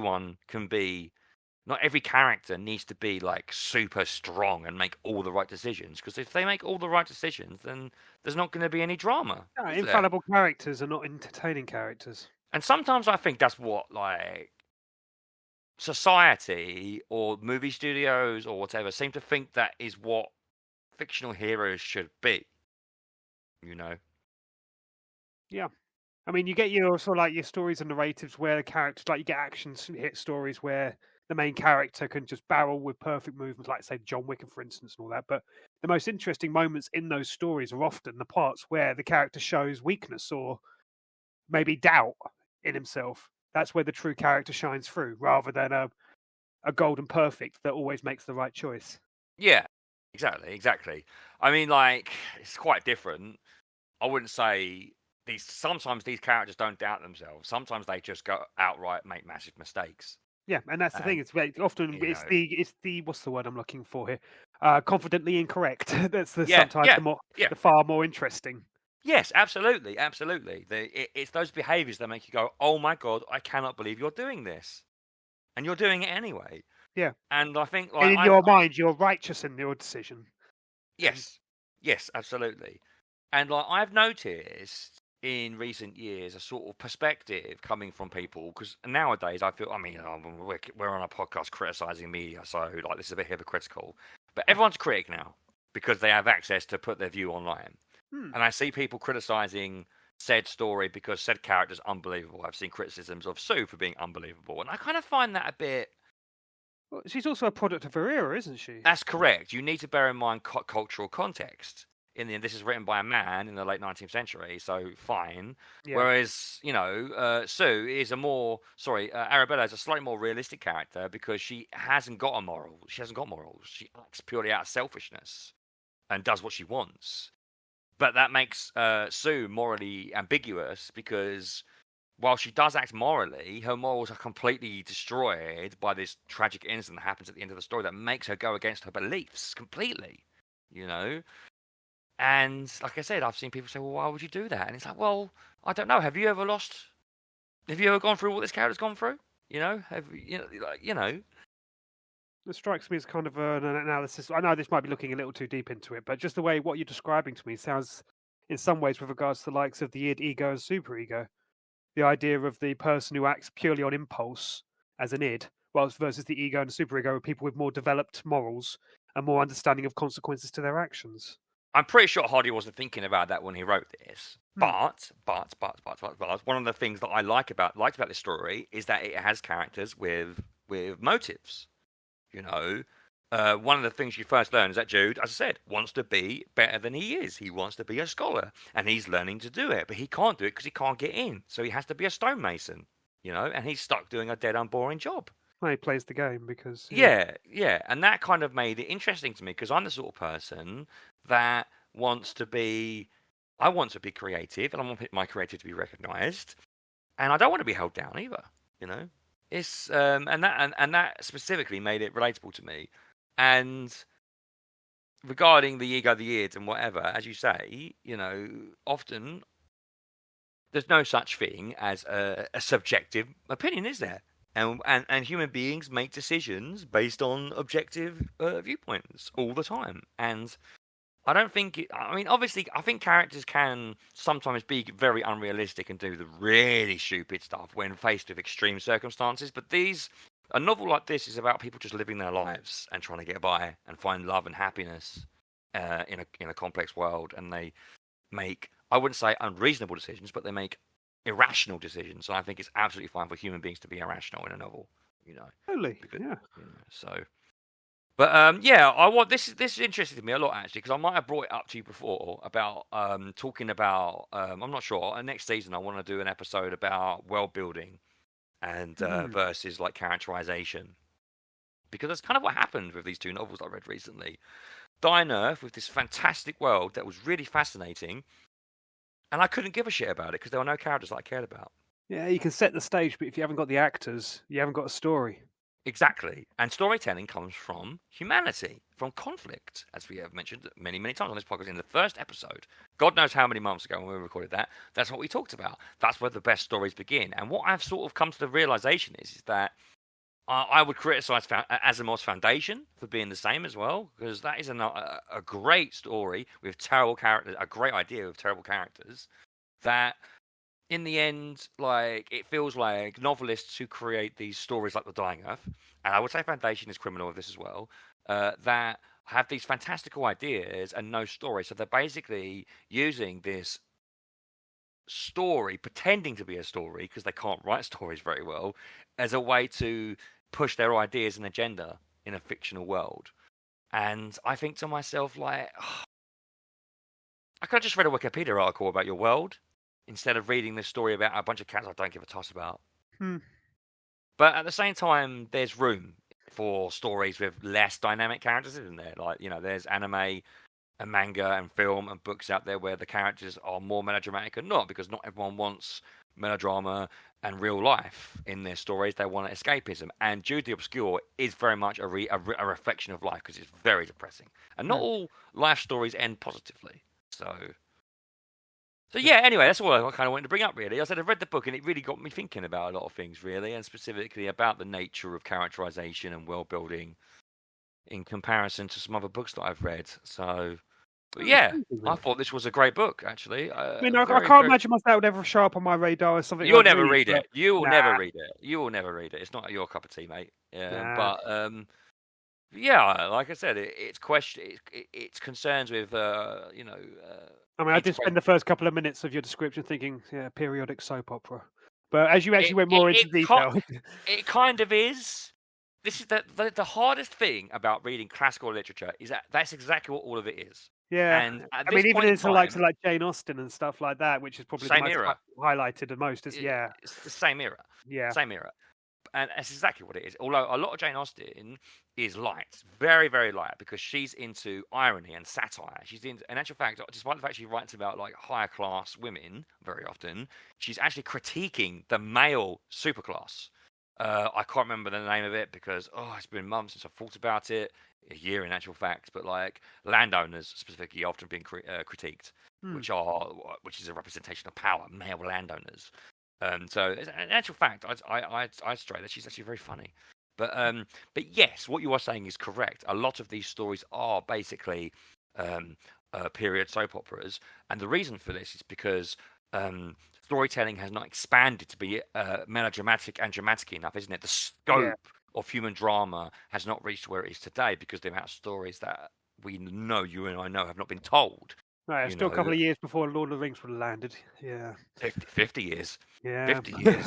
I mean, fantasy was coming. Frankenstein and Dracula was released in this era, but they were not like... They're much more... I don't know if pure is the right word, but they were much more singular in terms of their concept, weren't they? That they had the monster, and then everything revolves around the monster. And with these kinds of novels, like, I mean, I don't want to sound like a pretentious knob when I say this, but I am going to sound like one because it's just a fact, right? I have a degree in English literature, and I am a writer, and I have read this stuff because of what it supposedly teaches you, and it does teach you things. But the problem is that the modern mind is skewed a certain way, not in a bad way, but in a different way.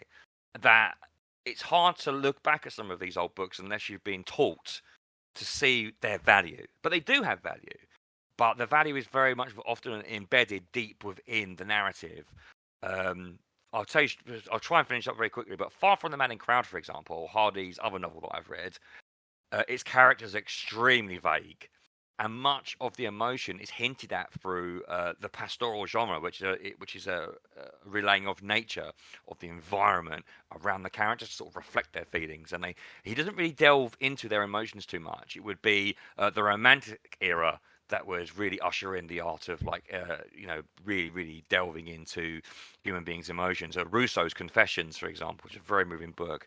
And what was really interesting about Jude the Obscure is that we sort of got a bit in the middle where he is really going into their emotions, and you do sort of get to go into their emotions.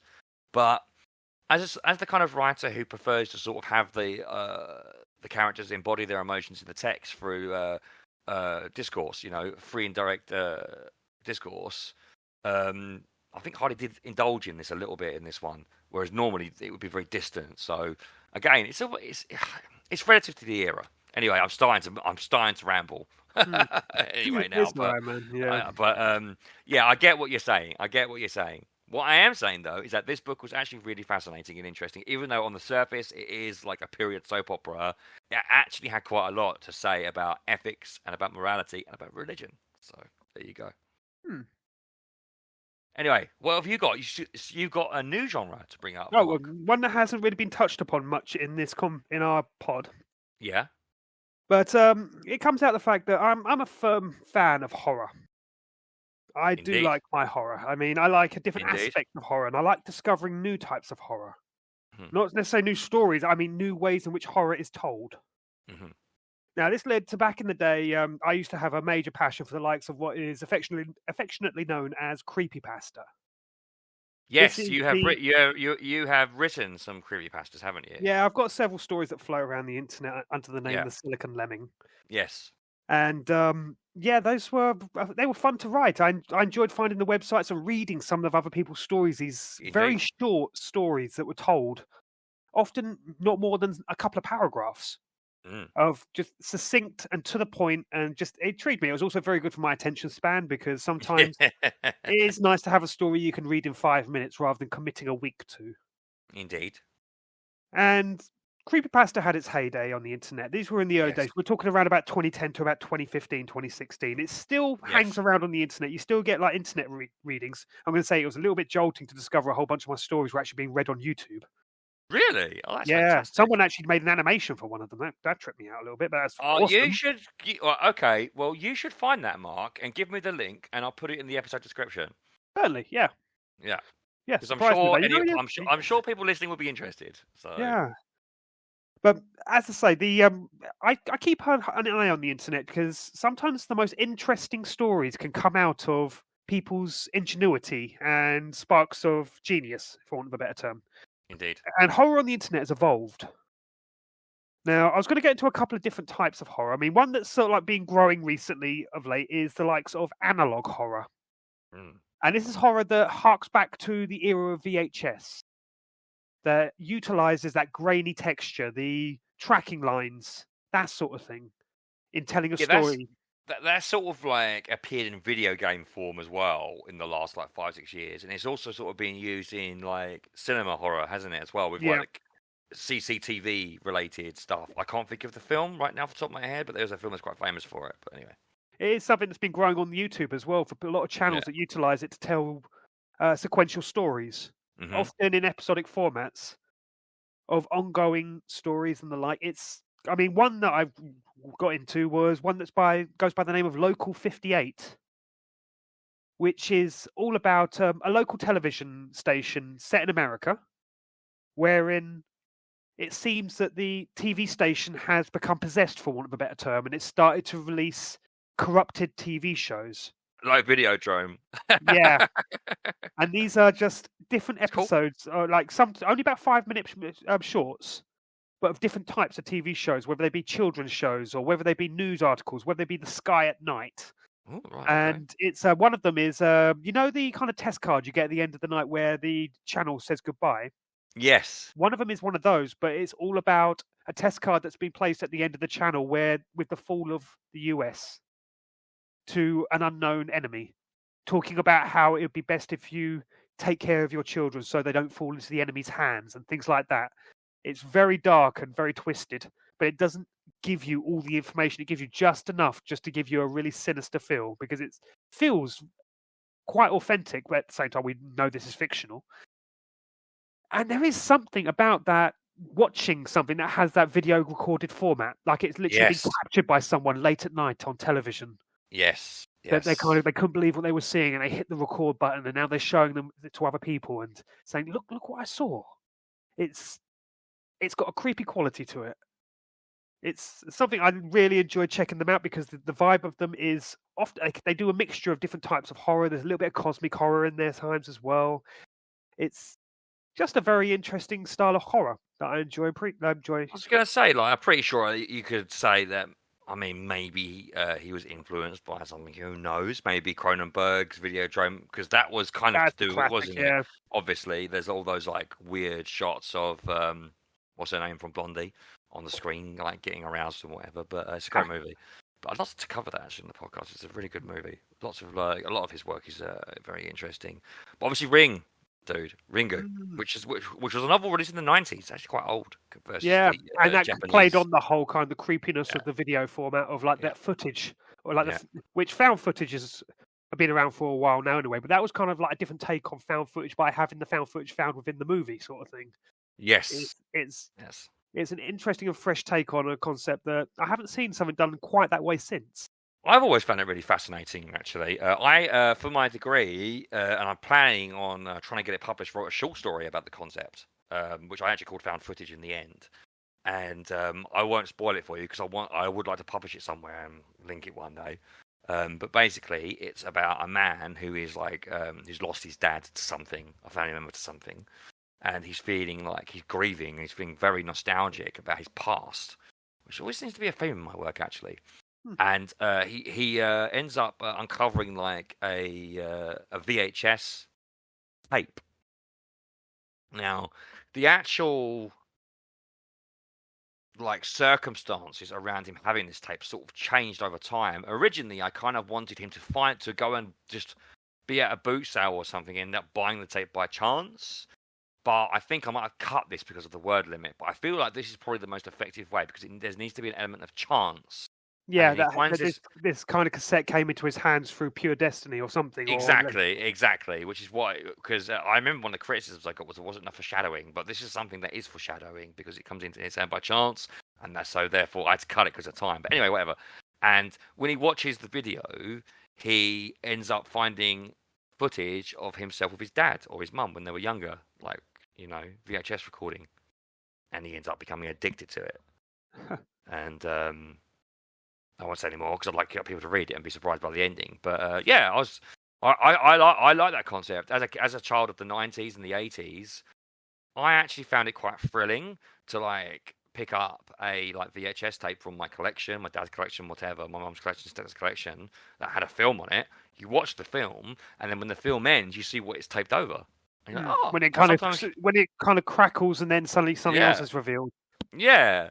And also that thing that takes you right back is when you first put the video in and it squeals for a second, then you get the tracking in the top left corner. Yeah. As the tape adjusts for the ratio of whatever screen you're watching it on. Yeah. I'll tell you, man, I love VHS. To me, VHS is like vinyl.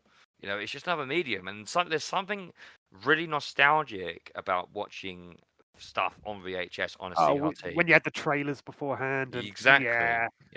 I mean, I still have a lot of my manga from the 90s on VHS. I have it in storage because I could never get rid of it. I've got some VHS from my father.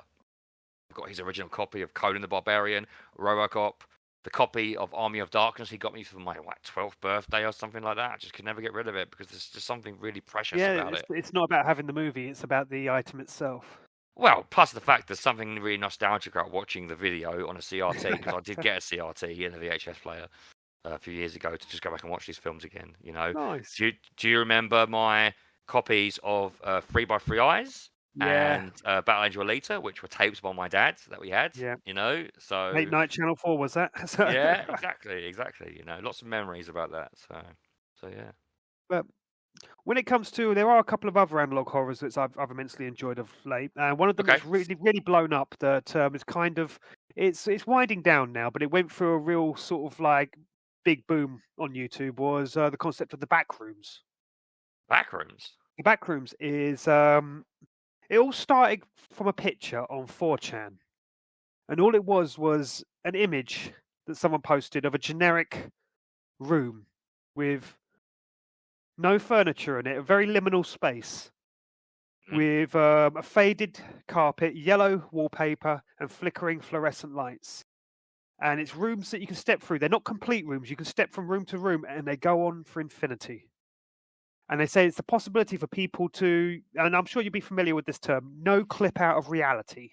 Yes, of course. Drop down into the back rooms, which are kind of an underlying verse to our world, which is possible to fall into and get trapped in for the rest of your life. And so for those listening, no clip, right, is often a command that you type into a video game. Clipping is the technical term for a character or an item basically interacting with another item. If a character does not clip, then it can basically pass through everything. Mm-hmm. So what you're saying is by no clipping through the world, that effectively means basically drop through reality. Exactly, passing through reality into an alternative dimension, basically. Yeah. If I remember correctly, oh god, what was the no clip? Oh, that's it. Yeah, the no clip command for like Skyrim, because games like the Elder Scrolls games, Mark, don't know if you're aware of this, are incredibly buggy. It's very easy for you to get stuck. And if you get stuck on the console version, which I don't believe has the ability to type in cheat codes, you are fucked. On the PC version, you just bring up Command Console and type in TCL, maybe no clip after that, and then you just float away. Huh. So, anyway. Well, in its heyday, the Backrooms, when it was in its purest form, was just this singular level of just infinite connected rooms with no furniture, nothing but the flickering light and the buzz of electricity. And if you stay there long enough, you start to become aware of entities that live in the Backrooms that prey upon humans. And the intent was that you had to try and find a way to no-clip back out of the Backrooms and back into a real world.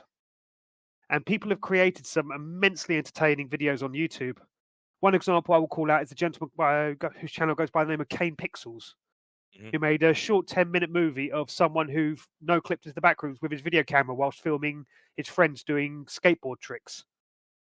And it is anxiety-ridden, the idea of just wandering through these spaces that they feel familiar and they feel alien at the same time. There's something hard to explain about it. And liminal spaces are things that I've looked into and watched videos on, the idea of space that should have people or furniture or something in them. And when they're empty, they do give a real sense of foreboding to people when you witness someone walking through them. They don't feel comfortable. Mm-hmm. And unfortunately, the concept has been ridden into the ground a little. At this point, people have created multiple levels of the Backrooms, which can be descended upon. They've created loads of characters, lore and story. And thing is, sometimes the best concepts are the ones that are unexplained. Rather than trying to explain them and give it a backstory and give every character a sympathetic arc and stuff like that, sometimes it's better when it's just something that's singular, pure, and just terrifying. And there are, as I say, if you ever type Backrooms into YouTube, you'll find a significant portion of lore all stored there. It might be worth a quick dive into. I encourage it. No. But got one final thing I was going to come to before I wrap up my little mini horror section. Okay. The final type of horror that I actually discovered was one that was told in sequential fashion on Twitter. And this is one called The Sun Vanished. Now, I've actually tried to do some research so I can give credit where credit's due on this one, but I can't find who the creator is. It's done from an anonymous... anonymous user on Twitter started posting a consistent story. Through the limitations of the character limit of Twitter, utilizing all the aspects that you can have with Twitter, such as being able to post videos and communicate with people that are commenting on your comments. And it's all about someone who woke up one day and discovered the sun had vanished.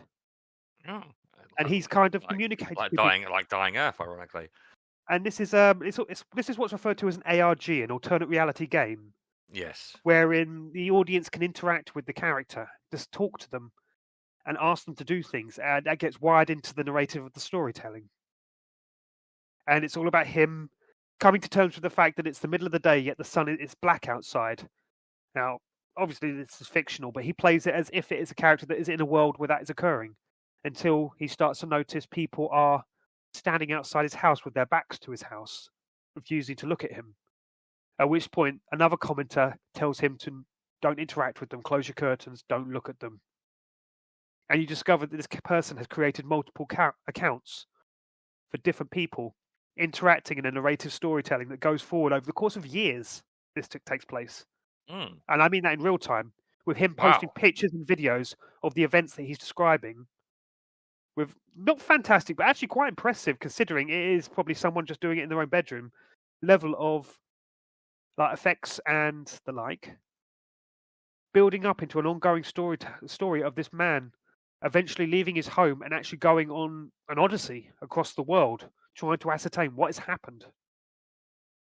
So, as I say, another form of horror that I wouldn't have come across. I mean, a fantastic YouTube channel that helps correlate retrospectives on these sort of stories is Nightmind. Mm-hmm. He likes to do. He collects the stories together and will often tell them in a succinct fashion, because it would be a little bit laborious to try and read through all the posts that The Sun Vanished has posted. And sometimes it is easier to take it all in for a YouTube video. Of course, yeah, of course. And some of these things do run upwards of 45 minutes to an hour of just in the retrospective fashion. So, as I say, it's always good to see a medium evolve. And horror is one of the earliest, and it's one of the most diverse, I think, of genres compared to some of the others. I think it's really interesting. Like, how the internet can actually be used to like tell interesting stories. There's that story about the man who travelled from the future that's online only, isn't it? What's it called? I've forgotten his name. I bookmarked it years ago. Was Did you that hear someone who about was that? posting comments on? Yeah. Yeah, I About the remember it. He future. talked about he went back to the 80s to get an IBM thing because he wanted to use it to debug a program in 2050. Yeah, something like that. Yeah. Yeah, but he stopped off at the year 2000 something just to sort of like answer some questions. Yeah, something like that. Yeah, And I like, actually came across that recently myself, man. yeah, I found about that quite a while ago. But it's really like the internet and like social media and like the medium of the internet can like offer like interesting, unique ways to tell stories, you know, and it's really cool to hear about that being effectively used. It's good stuff. This is it. I mean, it's a narrative in a different fashion. I mean, sometimes Yeah, it's narrative that begs for audience interaction.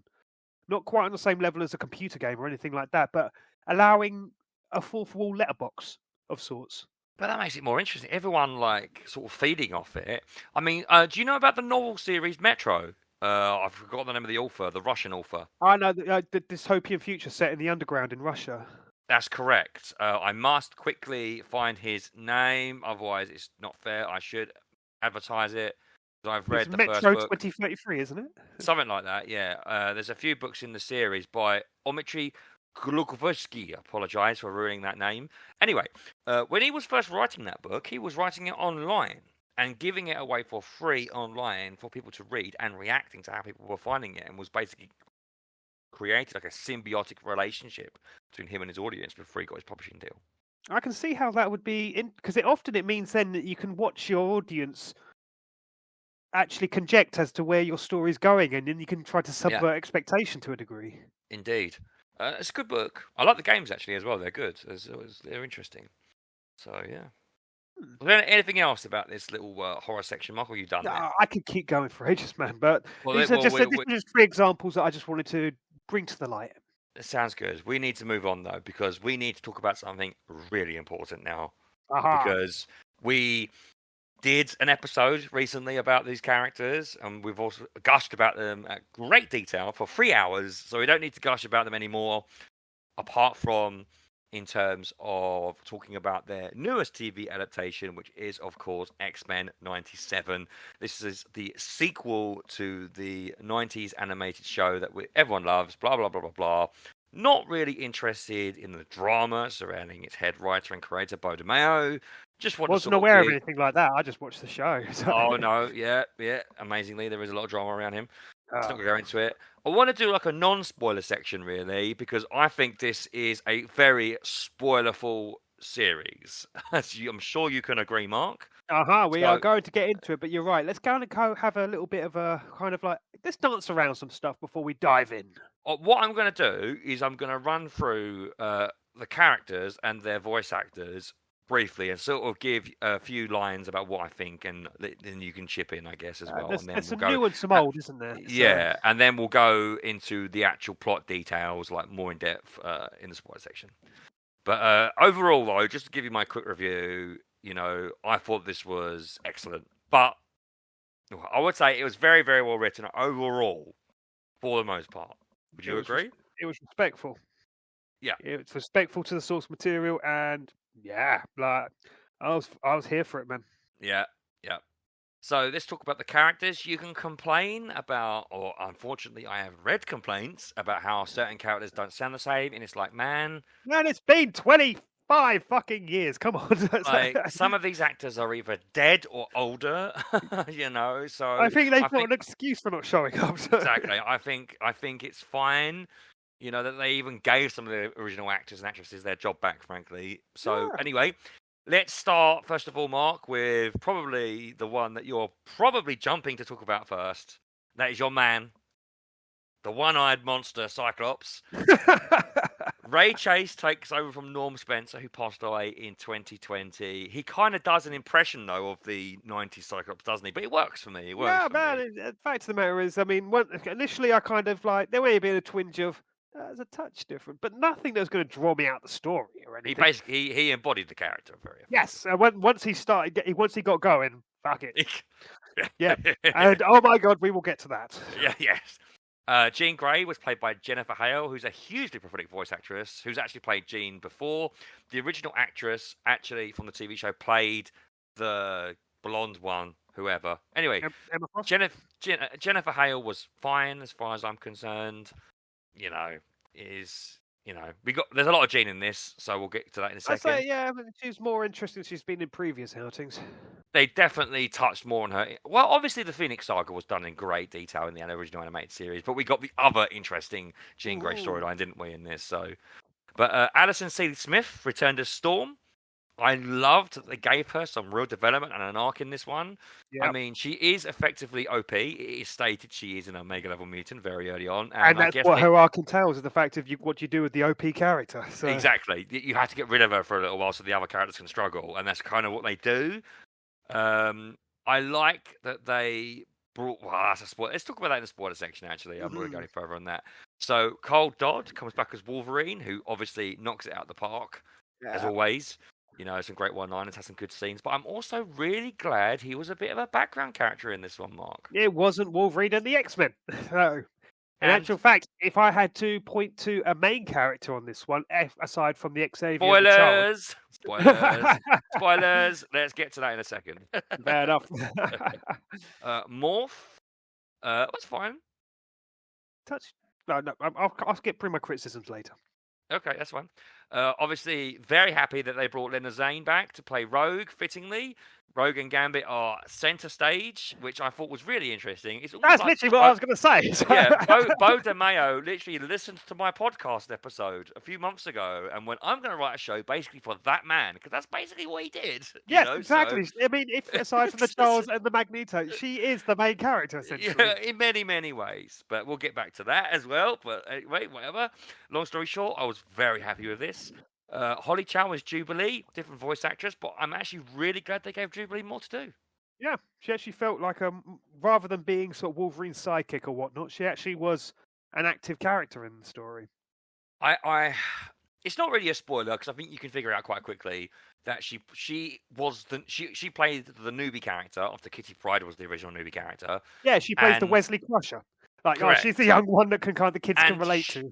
She's not the Wesley Crusher in this one. Nope. She's like the one that becomes the Wolverine to the Wesley Crusher, let's say, in this one. I think it works. I think it worked. I think it worked a lot. I liked her a lot. I do think, though, specifically, Matthew Waterson as Magneto was very good. The original voice actor, David Hemlin, passed away in 2020, and he was always an iconic voice. Mighty shoes to fill, and I think that they absolutely smashed it with Magneto in this. Yeah, because you had to do more than just make him the villain. Yeah, exactly. So yeah, I mean, as I said, this is Let's just get into spoilers now. So from this point on, spoilers. Again, I've got some notes, Mark, that I'm going to sort of run let's start at the beginning. The fucking intro music. I don't know if they put some hair on its chest or something, but it goes fucking hard now, man. I love that intro. It always went hard. Yeah, but they've kind of given it a bit more teeth now, haven't they? Like you can hear it in that music. It's got a drop. Yeah, and even though it's still fully emulating that original intro sequence, even down to the Brotherhood of Mutants and the X-Men charging each other head on to do a multi-person when most of the Brotherhood of Evil Mutants aren't even in this. Exactly, but they are going to full-on kind... I mean, you can see the improvement in the animation straight off the bat in that intro sequence. You can see... Well, to talk about the animation, like I said, it has less animation frames than the original show, and I would say at its best, the original show has got better artwork, but this one was way more consistent across the board. There's so many animation errors in the original show. So many. And, overall, I was very happy with how this looked. Yes. Yeah. There's some very dynamic movement in this that I very much appreciated. Yes, we'll get to some of that very soon, I'm sure. But, Mark, I'm pretty sure you want to gush about your man Psyche in that first episode, right? Oh, my God! First things first, I mean, literally in most of the original X-Men, he was just a walking turret.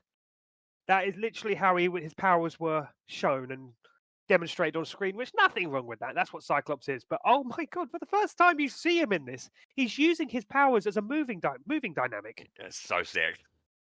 And if you didn't know this was in the fucking 90s, the man drops a knot. Oh my god! No, but literally, from that first 5 minutes of just seeing him going and then going full blown, like when they take his mask away and he's kind of like, oh no, my mask! What am I going to do about my mask? My one weakness. Opens eyes, every window in the building shatters. Do you know what, right? It's like a Guyver level weakness, isn't it? Like the Guyver's weakness is something that you can literally just shoot a pellet at from like, or whatever. And like Cyclops' weakness is exactly the same. You just shoot his mask off, he's fucked. Yeah. It's like, But no, anyway. I'm not the one that's fucked here. You really want to get the Yeah, mask yeah. back. But yeah, it's, as I say, I mean, my appreciation for Cyclops has grown a lot over the last couple of years, and just seeing him represented so well in this show, I really appreciate it. I mean, even when he was showing it one point when he jumped out of a plane and used the concussive force to slow down his descent as he headed to the ground. So sick. I mean, that is just such a leader of the X-Men sort of like, don't worry, Storm, I got this. And yeah, that was cool. I like that. I'm not done yet, but I think the first spurt has gone. So we can calm down and talk about other characters now. Okay, so let's sort of do it in semi-order anyway from the previous thing. So I like that they did the Madeline Pryor storyline. Yeah, it's the other interesting Jean Grey story, really, isn't it? Exactly. I like that they got Mr. Sinister in. Not enough Mr. Sinister, as always. He's always a good character. I mean, it's one of those ones that started off as a joke, but actually really evolved into an interesting character. Yeah, I mean, it's the same voice actor, but I didn't like the performance in this one at all. I mean, whether it's because was he too much lingering in the shadows for you?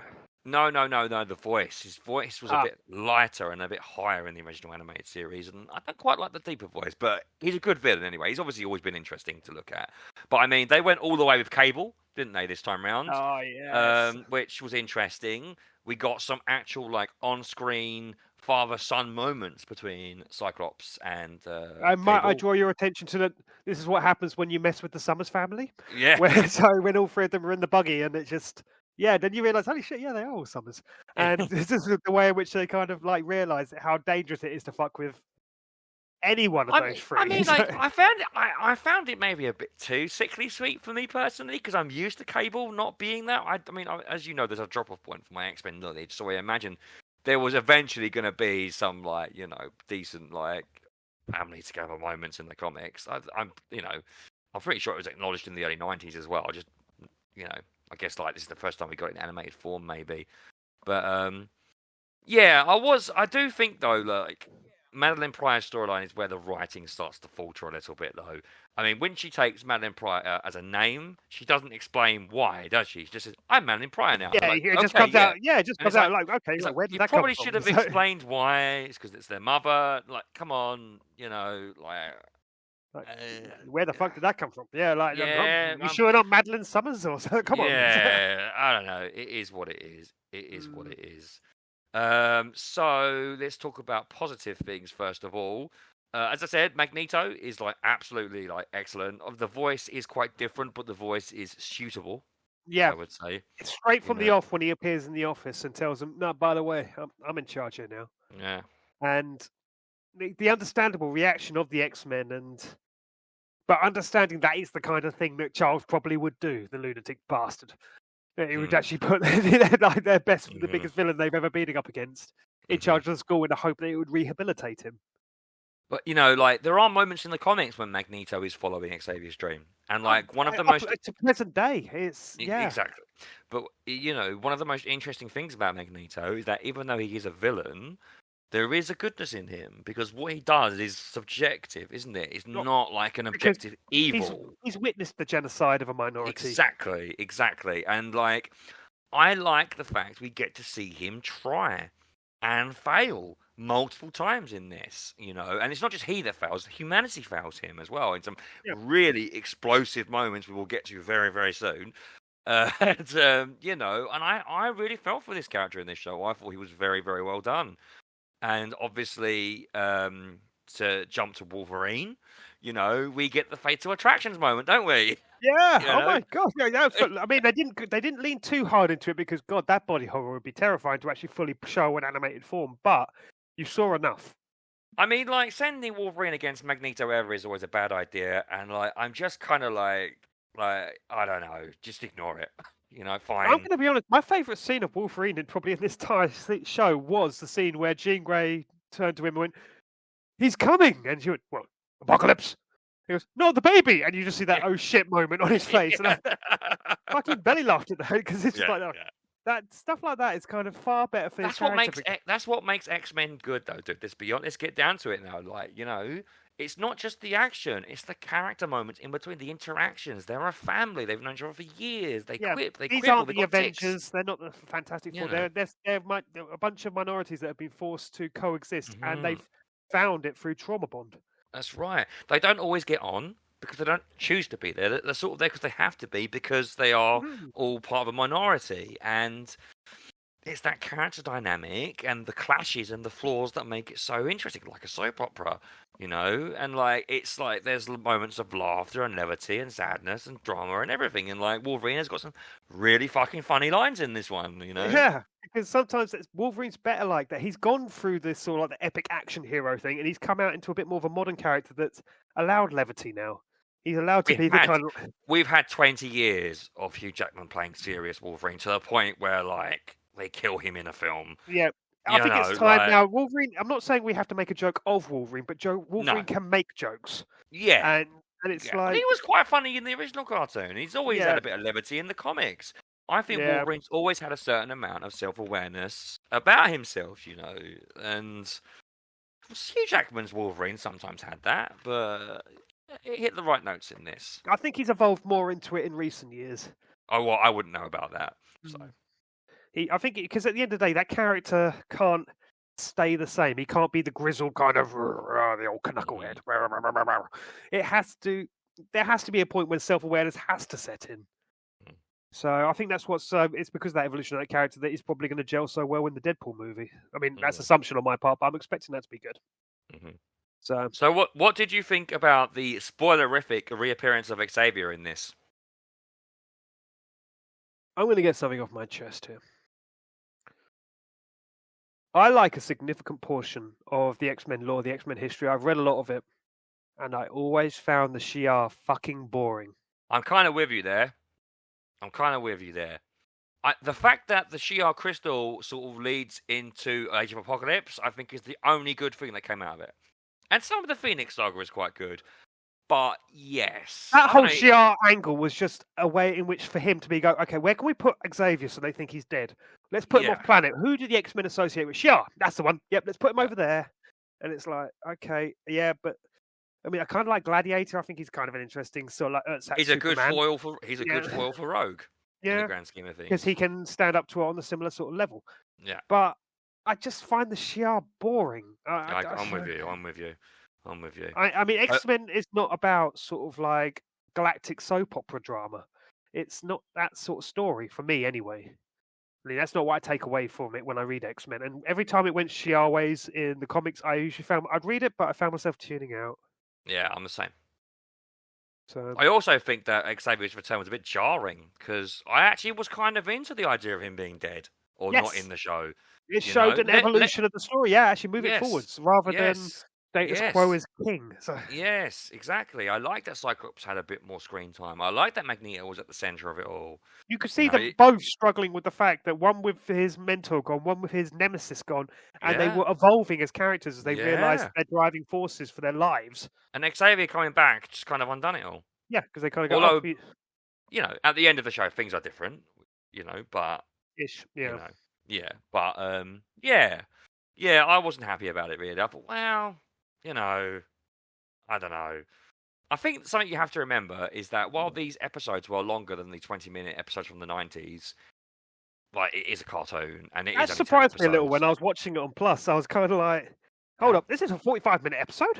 Yeah. That surprised me a little bit because it's 10 episodes, but then you realise it's more the equivalent of a 20 episode season, really. So yeah, absolutely. So Rogue and Gambit, I loved that Rogue's relationship with Magneto was touched upon. I loved that they used it to add tension between her and Gambit. Like, I'm going to put it out there right now, man. Rogue is a bit of a bitch. I mean, I know that you're not going to like this, but it's only because... No. That's why it was so good, though, because she made some bad decisions. Yeah, man, that fucking Genosha ballroom sequence where she started dancing with Magneto in front of Gambit. Oh, my heart went out to him. Yeah. It almost made me forgive him for that fucking crop top he wore in episode 1. It was So all building up to him dying, though, because, yeah, you which know, he had a good swan song there. That was good. Yeah.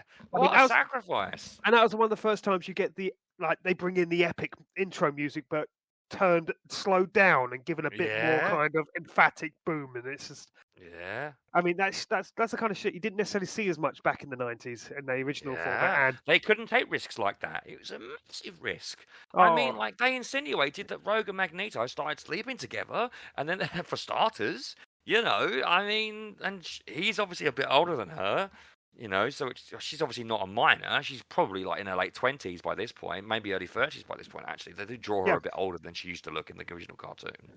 You know, but that's yeah, complicated in itself. And then, like, that gets you on Gambit's side, doesn't it? She goes through that story up where she, like, says, like, love is like skin deep, doesn't she? Which obviously she realised it isn't, you know, and realises that she fucked up big yeah. time.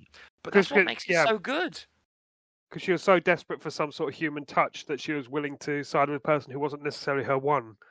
Yeah. And yeah, but still, how could she do him? They'd do Remy like that, man. That was fucking harsh. There was that great line when she says, "I want to be you're my sugar and you're my Cajun." So we play the part, like suggesting that their relationship was kind of a play, a performance, which it often felt like it was. And I thought, damn, that's smart.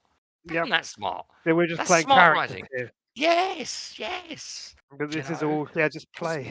Because in the cartoon, like, Gambit, and for a lot of obviously the early period of the Jim Lee comics, Gambit is courting her and trying it on with her all the time, and sometimes she sort of lets him get closer. Sometimes, you know, there's a moment in the original cartoon where, like, Morph infiltrates the X-Mansion because he's been resurrected by Sinister, and he pretends to be Rogue and says to Gambit, "Come back to my room and kiss me." And he goes and does it, and she goes, "Why the fuck did you do that?" When she sees him later, "I would never kiss you." And he's like, "Well, it was worth it." But the point is, like, you know, like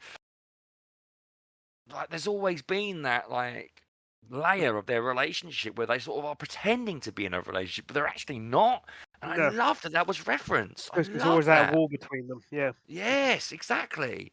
And like I said, and Rogue goes on this great character arc where she fucks up so badly and then loses him. He sacrifices himself in an amazing scene. Oh, that was kind of badass. If you're going to go down, that's how you fucking go down, man. God, what a great sequence of all these Sentinels, like, attacking everyone, and Gambit just kicks. Yeah. Kicks ass. But then when he's impaled on that tendril and he just grabs it and charges it, yeah. That's how you go out, man, like with a fucking bang. I tell you, mate, though, with the suggestion we're getting Apocalypse next season, I hope he's coming back. Oh, cool, man. Did you not see the post-credit? What was the post-credit? It literally is. You just see a hand reaching into the dirt, picking up a playing card. Oh, yeah, I didn't see that. And there's the lips of Apocalypse and him saying, "All this death." Yeah, so he's coming. So he's going to be. If you know your lore, that's when Gambit was originally made a Horseman in the comics. He was the Horseman Death. Oh, let's go! I'm looking forward. It's going to be amazing. It's going to be amazing. Please do it. Please do it. But to move things on swiftly, we then get the Rogue episode, don't we? Because I do think that, like, most characters get an episode dedicated to them, more or less. Everyone's is this the one where she yeets Captain America's shield? So, I mean, I believe that's the term that's utilised in this modern day well, before that, let's go for the part where she literally, like, takes on an entire army on herself. By herself, you know. There's even references. I don't know if you know this, right? But apparently there were, like, fans of Marvel vs. Capcom on the animation team for this series, and, like, there are actually lots of references and homages to Marvel vs. Capcom. For example, there's a really famous piece of art of Rogue and Felicia from, like, something years ago, or fan art, where she's, like, doing like a giant dive kick, which is what she does, obviously, in the show. But I mean, we've never seen her kick ass like this before. My God. Oh, man, yeah. When she's kind of dealing with the grief and she is just laying people out, yeah. Angry. Because that's the thing, is she's not like a pitch perfect pretty princess. She's always been a fiery... She was a villain originally, and I like the fact we get to see her lose control, you know, and just go completely fucking mad. And, like, you know, literally abuse her powers looking for... It's the guy who created the Sentinels, isn't it? So, you know, and then obviously there's the hilarious sequence of Captain America, which I've seen some people say is disrespectful, and it's like, yeah, but Captain America's way too smart to, like, think, I should not punch it. You know, he's thinking, I should not punch this girl. Not only is she upset, but she could probably shatter me into 1,000 pieces. with a punch. Mm-hmm. You know, I like that. I like that the X-Men have been buried in the Marvel universe for so fucking long, dude, because of the way they sold the property off to Fox and everyone. There was a mandate: remove the X-Men, don't have the X-Men in the comics, get rid of them or kill Wolverine. We don't want them anymore because they're focusing on the film franchises, and it really upsets me. This is one of the reasons why I stopped reading the fucking comics. I'm so happy to see these characters put back into the universe, put into these situations with these characters that have become more popular than they ever were. Let's be honest. I mean, these characters are crown jewels in the Marvel crown, and they should have been front and center. And if it hadn't been for the unfortunate circumstances of the '90s, which resulted in Marvel selling off certain licenses to other people, we wouldn't be in this position in the first place. You would have Wolverine in Endgame and things like that. It's just unfortunate that is the hand that was dealt due to Marvel almost going into bankruptcy in the '90s. But nonetheless, it doesn't take away the fact that they should have been there. Yeah, it is what it is, though. I'm glad we got this, basically. So, what do you think about the fact that she's so heartbroken she actually, after Magneto goes to Magneto's side and turns on humanity? I can still argue that is a sense of grief, and it's a kind of not so much a support of Magneto, but a defiance of Xavier. Yeah. It's good. That's because she argues with him literally seconds beforehand about how he is still treating everyone like chess pieces. Yeah. Which he does. He is guilty of. He is guilty of being Xavier a manipulator. He is a manipulative bastard, and especially more so in this, the fact that he doesn't even offer anything in way of really an apology or anything. Yeah. When he pops back up and goes, "To me, my X-Men," is like, yeah. Hold up, you got some shit you need to explain here, man. Yeah. Which I don't think he ever really justifies or explains. He's like, "Well, no, man, I'm in charge. Get in line." And you can even see the sort of like the resistance from the likes of Scott when he first comes back, where he's talking Scott back into being his number one. Yeah. And I don't know. I think Scott would have been justified in just sort of like optic blasting him into oblivion. Yes, absolutely. At least shoot the wheels off the chair or something. Do something, man. Like, yeah, I know. I didn't want him back. I told you, I didn't want him back. I liked it as it was. I was interested in this new version. It was, but I don't know. It is what it is. So, my last point of note is about Bastion, who is a villain that I never really cared much for. Yeah, it's a bit of the weaker of. I mean, I imagine they went with this because they were expecting this to run for multiple seasons. And they didn't want to bring Apocalypse straight away. This is it. They get. We got Sinister at least. Yeah, and Bolivar Trask as well because the Sentinels and Sentinels are always badass to see them in like what's the Armada form where there's multiples of them flying out and doing Sentinel shit. Yeah. But you're right. Bastion was one of those characters that, whilst I'm aware of him, I know who he is. He never really did anything for me in terms of being an X-Men villain. He just felt a little bit kind of two-dimensional. Yeah.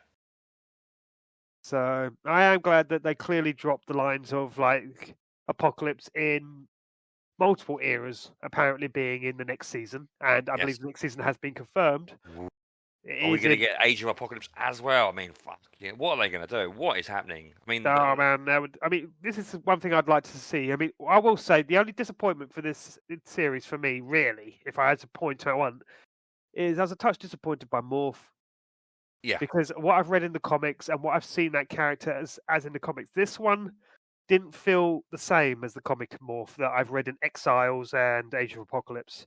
He felt a lot more dry and sarcastic than compared to the Morph that I've enjoyed in the comics. Well, he was more like the Morph from the original series, and he was created for the series, wasn't he? But I mean, they also changed him, Which, whatever. Yeah, they changed him, basically, and fine, whatever. It doesn't bother me. Yeah. And one final point, they allowed Nightcrawler to hold a sword with his prehensile tail.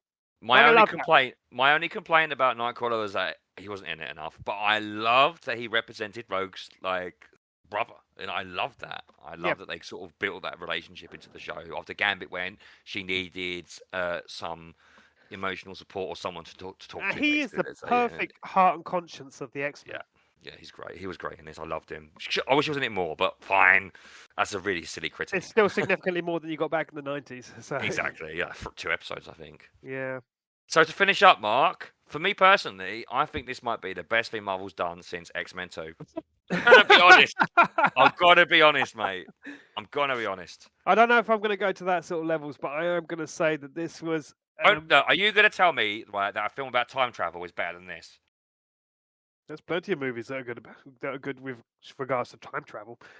Yeah, but are you telling me that film about that is literally about the fucking? I'm not going to go into a rant about it.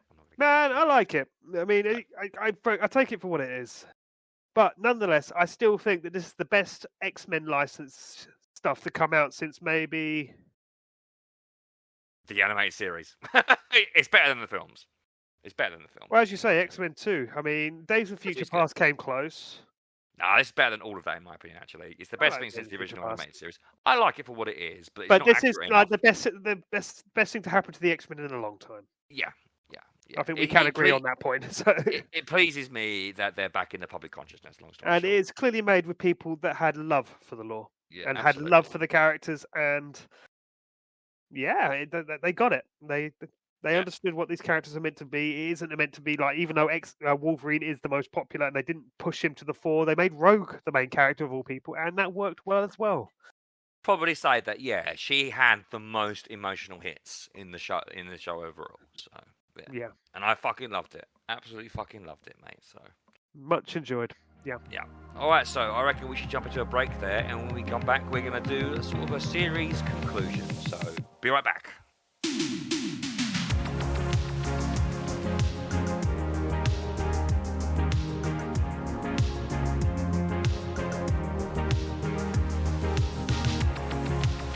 Welcome back to the podcast. So, Mark, we've reached the series finale. We've completed our first series of the podcast, considering that we are talking about doing another series and the podcast is not finished. Very good. But Mark, half a year so far, isn't it? So well, hold those feelings down. We'll be a bit more conclusive later on. There is something I wanted to bring to your attention, Mark, because I was looking through our episode notes and our episodes, and I've sort of realised there's been a bit of a through line through this series somehow, Mark. It's like a theme that sort of come out, if you will. You know what? You got any idea what that is? Couldn't possibly tell you, man. Well, if you were going to name this season anything, you would call it probably the Atomic season, Mark. That's because in episode 3, when we talked about zone fiction and annihilation, we talked a lot about environments being changed based on outside energy and forces, such as the roadside picnic, Chernobyl, actually about nuclear fission. Annihilation, while not particularly about nuclear fission, is like kind of influenced by stories such as the radiation based, radiation, exactly. We talked about the world being destroyed by a nuke in the Terminator, the sky being scorched in the Matrix, fucking Shin Godzilla rising out of the nuke, and obviously Godzilla -1. I was going to mention it on a previous episode, but I also read a novel called Hiroshima, which was like a really important novel by, I've forgotten his name. That is terrible podcasting. Why do I do this to myself every single time? Every single time, man. Oh, my God. Jesus Christ. John Hershey. And basically, it's like... it was kind of viewed as like a revolutionary kind of journalism. Ernest Hemingway did it as well, where you would write journalism in the form of fiction. And it's basically like a fictitious storyline about various families that were alive in Hiroshima when the bomb was dropped, and it sort of details their experiences and how they survived. It's a really moving book. But anyway, didn't bring it up in the end, but I'm bringing it up now. It's very moving. So I figured what would be a good thing to do, because you brought it up in the previous episode, was for me to watch Oppenheimer, the film that you mentioned. So for those who were not listening or didn't listen, can you briefly summarize, because I'm not going to go into a deep analysis on the film, but can you briefly summarize how you felt about this film? I was somewhat disappointed by the movie. And why were you disappointed by this movie? It's difficult to say for me. I mean, I didn't have any criticisms of the actors. I thought they were phenomenal actors. They did well with the material they were given. I felt the story jumped around too much, because specifically jumping through about 3 specific time periods. And I don't know. It just I felt it never delivered in the ways that it should. I mean, I get it that the whole point is meant to be from Oppenheimer's perspective of the development of the atomic bomb. So you're not going to see things like the nuking of Hiroshima or anything like that. It is purely meant to be more of a personal story with regards to him and his demons. But it just left me feeling a bit lacking. I didn't like the way the timelines jumped around. It's interesting you mentioned the timelines because, like, the way that the timelines jump around is like I want you to remember that I said this. I coined this. The Nolanfication of the narrative. It's like he intentionally complicates it to make it smarter than it actually is. Yeah. You know, when really it could just be linear. You know, like there's this talk about how the color periods are subjective because it's from Oppenheimer's perspective, and the black and white periods are objective because it's from the perspective of the media from recorded history. Anyway, it's irrelevant. So, and it also pissed me off that the climax of the movie was the revelation that his nemesis of the entire story was his nemesis due to a misunderstood conversation with Einstein. What? Yeah, it's actually quite a simplification. I mean, I get that that's probably what actually happened. Maybe I don't know. I don't know that aspect. But at the same time, in terms of a narrative storytelling, it just felt a little bit like. So he's a confused, bitter bitch, is he? It's like what the? It just didn't feel like that was. It wasn't quite the payoff you wanted. No, I mean, I get that this is a true life story, and liberties have been taken with artistic license. But at the same time, if you're going to take artistic license, maybe find a better climax. I mean, there's plenty about this story that could be utilized to create a climax to this story.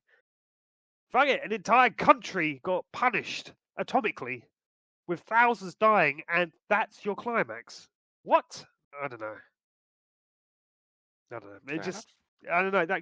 It really kind of threw me a little bit. That was like, that was the choice that he made in terms of the payoff for the story.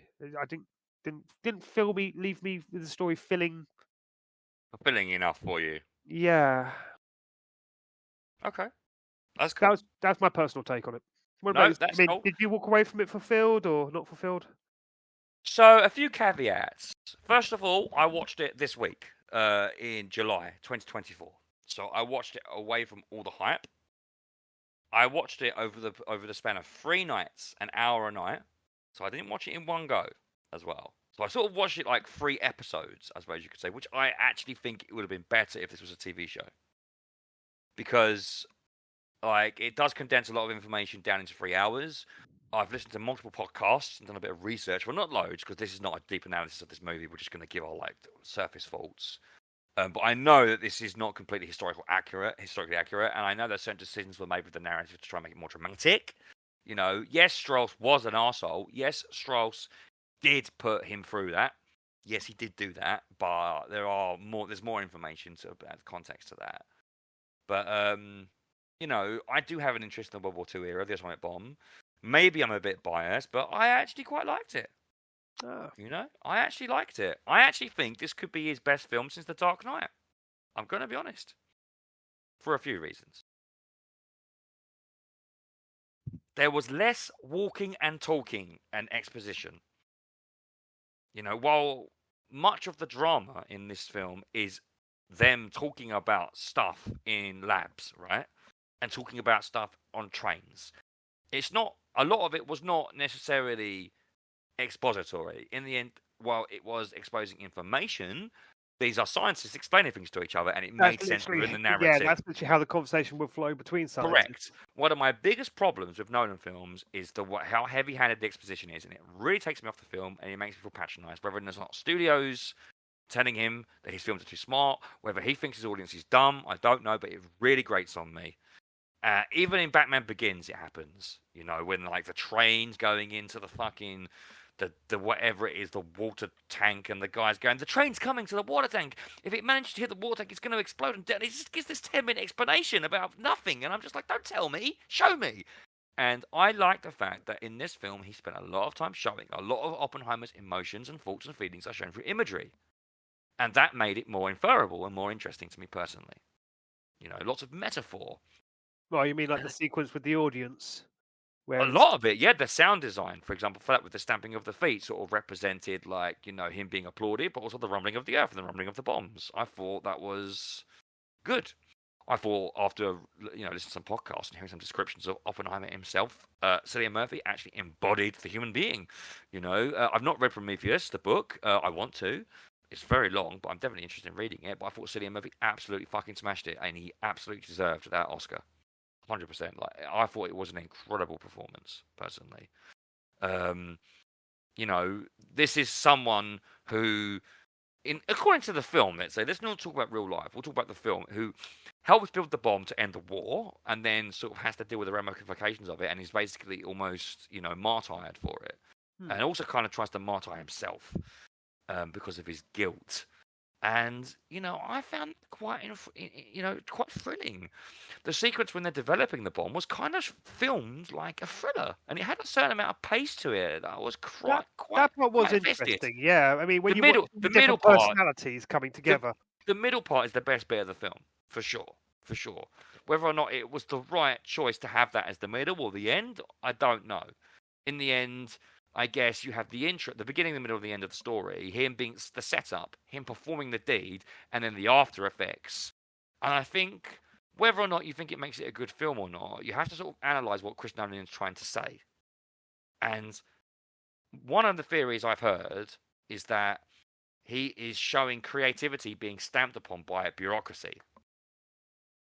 Which is ironically what I was talking about with Jude the Obscure, funnily enough, is the bureaucracy of religion and the the way that like so much is locked behind status, like hinders the creative, and here the creative gets his moment, but then he's blamed for it afterwards. They make him out to be a communist, don't they? Because of Strauss, because he's so jealous and angry and whatever. And this is the parallels that I drew between this story and the likes of The Imitation Game. I haven't seen that. Yeah, it's so the Alan Turing story. You told me on the previous episode that you preferred that film as well. I did, yeah. Yeah. So I haven't seen that, so I need to watch it. But I'm not saying that what this sequence did was like absolutely fucking brilliant and some of the best cinema I've ever seen. But I'm saying that that's what I believe it's about. But Mark, there's a really funny line I've heard. Actually no. Before I get to that, a critique. Mhm. I think Florence Pugh is extremely overrated. I don't think she's very good. I never have done. She was great in Fighting with My Family. The moment she puts an American accent on, oh dear. We all know, well, it is recorded that he says that I am become death, the destroyer of worlds when he lit the atomic bomb. Watched it, whatever. He said it then, but no one really knows the truth. I don't want to believe that he was forced to read it out of that book by forced people fucking her. I mean, that was stupid. Like, somewhere, someone thought that was a good idea, and I thought it was so dumb. I cringed through that scene. It was awful. Yeah. Fucking awful. It was so bad. Now that I've got that out of the way, now for some humour for you. Mark, there's a theory that the reason why so much time was spent over Oppenheimer being put on trial is because Chris Nolan was putting himself on trial for the Batman films. Because of what's happened to superhero movies. Because he blames himself for it. I thought it was pretty funny. I quite liked it. So, but yeah, to cap it off, mate. I mean, did they give him the Oscar because the best film Oscar because he deserved it because the film was fantastic, or did they give it to him because, well, you've got to by this point? I am not, a Nolan super fan. I think that while he is probably one of the better film directors out there, he's not on Denis Villeneuve's level at all. And I think that he has made some quite flawed movies, including this one. I do think it is very flawed.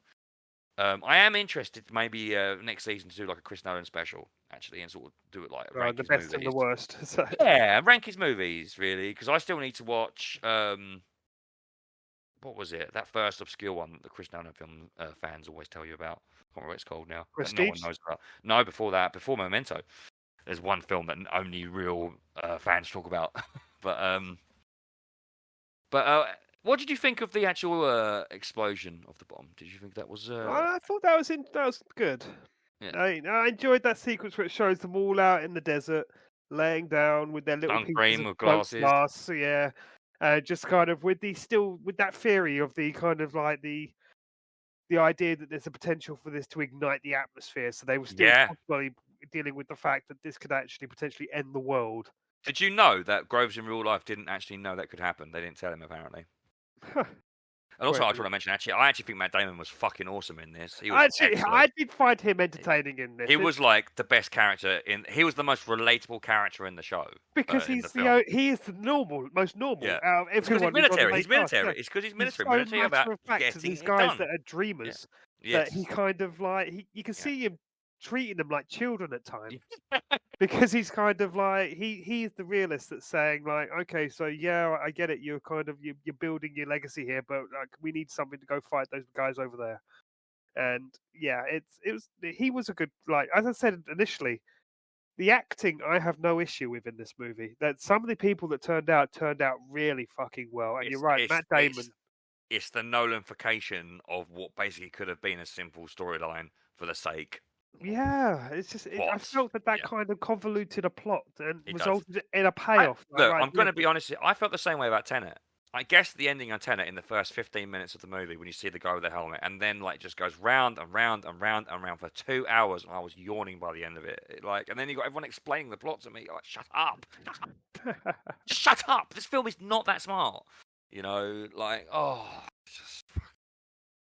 think he went way too up his own creative arse personally with that film. That might upset some people I know who like that film, but I hated it. They get a solid performance out of Robert Pattinson, though. He's the best thing in it. Yeah. He's the only character. He's the only actor of any charisma in it. If you ask me, he was the main character. Really, we were seeing his hero's journey from the perspective of a non-entity. Whoever the main actor was, I can't remember his name. He was rubbish. Protagonist, wasn't he? He didn't even have a name, which is probably symbolic and on purpose. But the point is, you're making us watch the. Anyway, let's get. Shall we? So, yeah, let's draw a line under this now, because otherwise we could carry on for another half hour. Anyway. So, I just wanted to briefly mention Oppenheimer. So now let's conclude the season, Mark. So one thing I want to say to you actually is thanks for coming on, mate, and agreeing to do this with me. It's been a great laugh. I appreciate the invite, thanks. Yeah. It has actually been a significant amount of fun for me. Yeah, good. Good. When we first started doing this, I will admit that I had some nerves the first couple of episodes when we were finding our groove. But I'm pretty sure I mentioned before in a previous episode that you've never had nerves talking in front of anyone before. Yeah, but this is different. It's talking without a visible audience. That's the thing about podcasting, is that you're expressing to an invisible participant, and that's kind of how this feels at times. You are talking, you're holding a conversation, but at the same time you're holding a conversation with an imaginary third person in the conversation.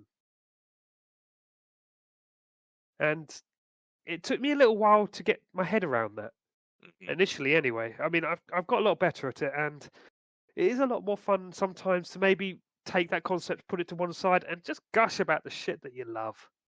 In the end, though, that's why anyone listens to this kind of podcast, isn't it? I listen to certain podcasts because I just want to have people love something that I love, or I've just discovered, or just watched. I'm like, oh, that's almost the first thing I do. It's going to be a spoiler, but when we come back to talk about anime next season, I'm going to be talking about the Clamp X series, which I just finished watching. And the first thing I did was look for a podcast because I love that show so much. I need to hear someone gush about it. It's just. And hopefully we've satisfied.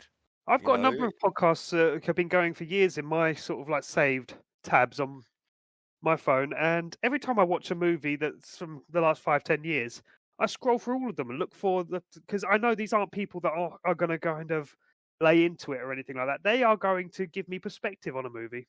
Yeah. And I enjoy hearing perspectives, especially if they're different from mine. Yeah. I love hearing like perspectives differ from mine, even to the point where as long as someone can present a point coherently and explain themselves, absolutely. I mean, it's far more interesting to listen to someone who's got a differing opinion than it is to listen to somebody who's just going to support your own opinion. or just go, it's crap. Yeah. You know. So, This is if it. someone can articulate, you know, an understandable, relatable opinion, it's different from mine. I'm always interested in hearing it. But yeah, so just thought I'd point out, Mark, it's actually 8 months today since we released our first episode. We're recording this on the 6th of June, and we released the first episode on the 6th, I believe, published it anyway, on the 6th of October, 2023. So, Damn, but we were recording about a couple of months prior to that, weren't we? yeah, I think we might have released it early. So, yeah. But that nonetheless, first, yeah. that first episode was an hour and a half long. Can you believe it? How did we get ourselves so succinct? What happened? Well, no, an hour and 36. I'm guessing. Our episodes have gone longer and longer and longer and longer somehow. Oh dear. Oops. Oh well, we just can't bloody stop talking. But yeah, I just wanted to run through some of the stuff we've chatted about. So we managed to incorporate chatting about the Transformers. We managed to chat about superhero movies. Our top 5 Batman voice actors. That was fun. Yeah, that was fun. Yep, we did an anime episode based on Guyver and JoJo's Bizarre Adventure, Stardust Crusaders. We did loads of films: RoboCop, Terminator, Dark City, Matrix. Somehow they're linked as well: RoboCop, Terminator, Dark City, Matrix. If we do, there's a technological aspect there going on. Yeah. We did our first Christmas special, Mark, where we got drunk and talked about our favourite Christmas toys and ranked our top 5 80s kids cartoons. That was fun. That might even be my favourite episode, to be honest with you. Oh, man, I still want a fucking Manta Force. Still not over it. Oh. We did a Cormac McCarthy special where we talked about one of his books and obviously the film. Super Metroid and the Stanley Parable represented our first video games episode. We talked about Final Fantasy VII for nearly 2.5 to 3 hours, but that was we could have gone longer, man. I think we held ourselves back on that one. So. Yeah, we did. We didn't even get into the sub characters. Yes, well, yeah, we just touched the main plot. It's a very big, complex story, though. Our June episode, I enjoyed a lot, talking about the new film and a bit about the book. There was, of course, the X-Men draft, where we just gushed about the X-Men for 3 hours. And then, of course, the... I still haven't forgiven you for coming at me so hard on that X-Men draft. You've listened to it a few times since, haven't you? Yeah, man, you really dragged me over the coals on that. So. Yeah, you gave me Deadpool. I gave you the fucking Ninja Clan. Come on.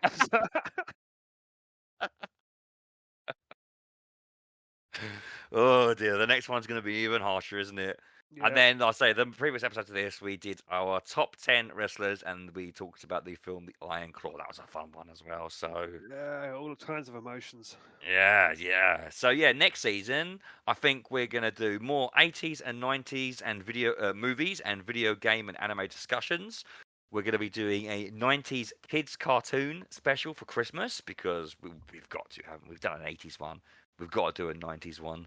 Yeah. We've been discussing about doing like more catch-up, generalized chat episodes like this one. We're going to do an episode dedicated to Terry Pratchett with a guest. Oh, I'm so up for that one, man. Well, yeah, I was going to mention to you, and we're going to do a fiction swap episode, which I think we'll set up in the first episode of season 2, where we're going to force each other to maybe watch a film and read a book and watch a series or something. I think what I'm going to do is I'm going to ask you or Katie to recommend me one Terry Pratchett book to read for that episode. I already know which one I'd recommend for you as well. We'll go through this later. Yeah. I want to do an episode dedicated to the Teenage Mutant Ninja Turtles, just completely dedicated to them because fucking hell, I want to do it. Because I just love that first movie. Man, no arguments here. Yeah. I want to do maybe an episode about TV shows, maybe a favorite TV show each, maybe Red Dwarf, maybe some comedy. Yeah, man, I'm into it. Fuck it, man. Red Dwarf is my fucking jam. Yeah. That is the shit I've been watching ever since I was a teenager. Yeah. I want to do a Tim Burton special where we talk about all of his movies, and of course, we're going to do a massive gush on Beetlejuice. With the oncoming second movie as well. Yeah, and then that's just a few ideas I've got for the next season, and I'm sure we'll look forwards and come up with some as always, ideas. like the X-Men, we will continue to evolve. Yeah. And adapt with new announcements and new ideas. So maybe, we'll see. So, anything else to say, Mark, before we wrap this one up? It's been fun, man. Good. Glad to hear it. Glad to hear it. All right. So that's it. The season is finished. Interesting that I actually got to say it that way finally. For info on the music we've used, please use or see the episode description. You can follow me at WriterGMGrows on Twitter/X, Facebook, and Instagram. Mark? Bitches, I'm going dark for a couple of months. We'll be back soon. If you want to read my work, check out the website in the podcast episode description. There you will find articles, reviews, and fiction here and there. So, without further ado, I will bid you farewell, and hopefully, we'll see you a bit later. And we promise we'll catch you soon. Yeah. Let's catch you later.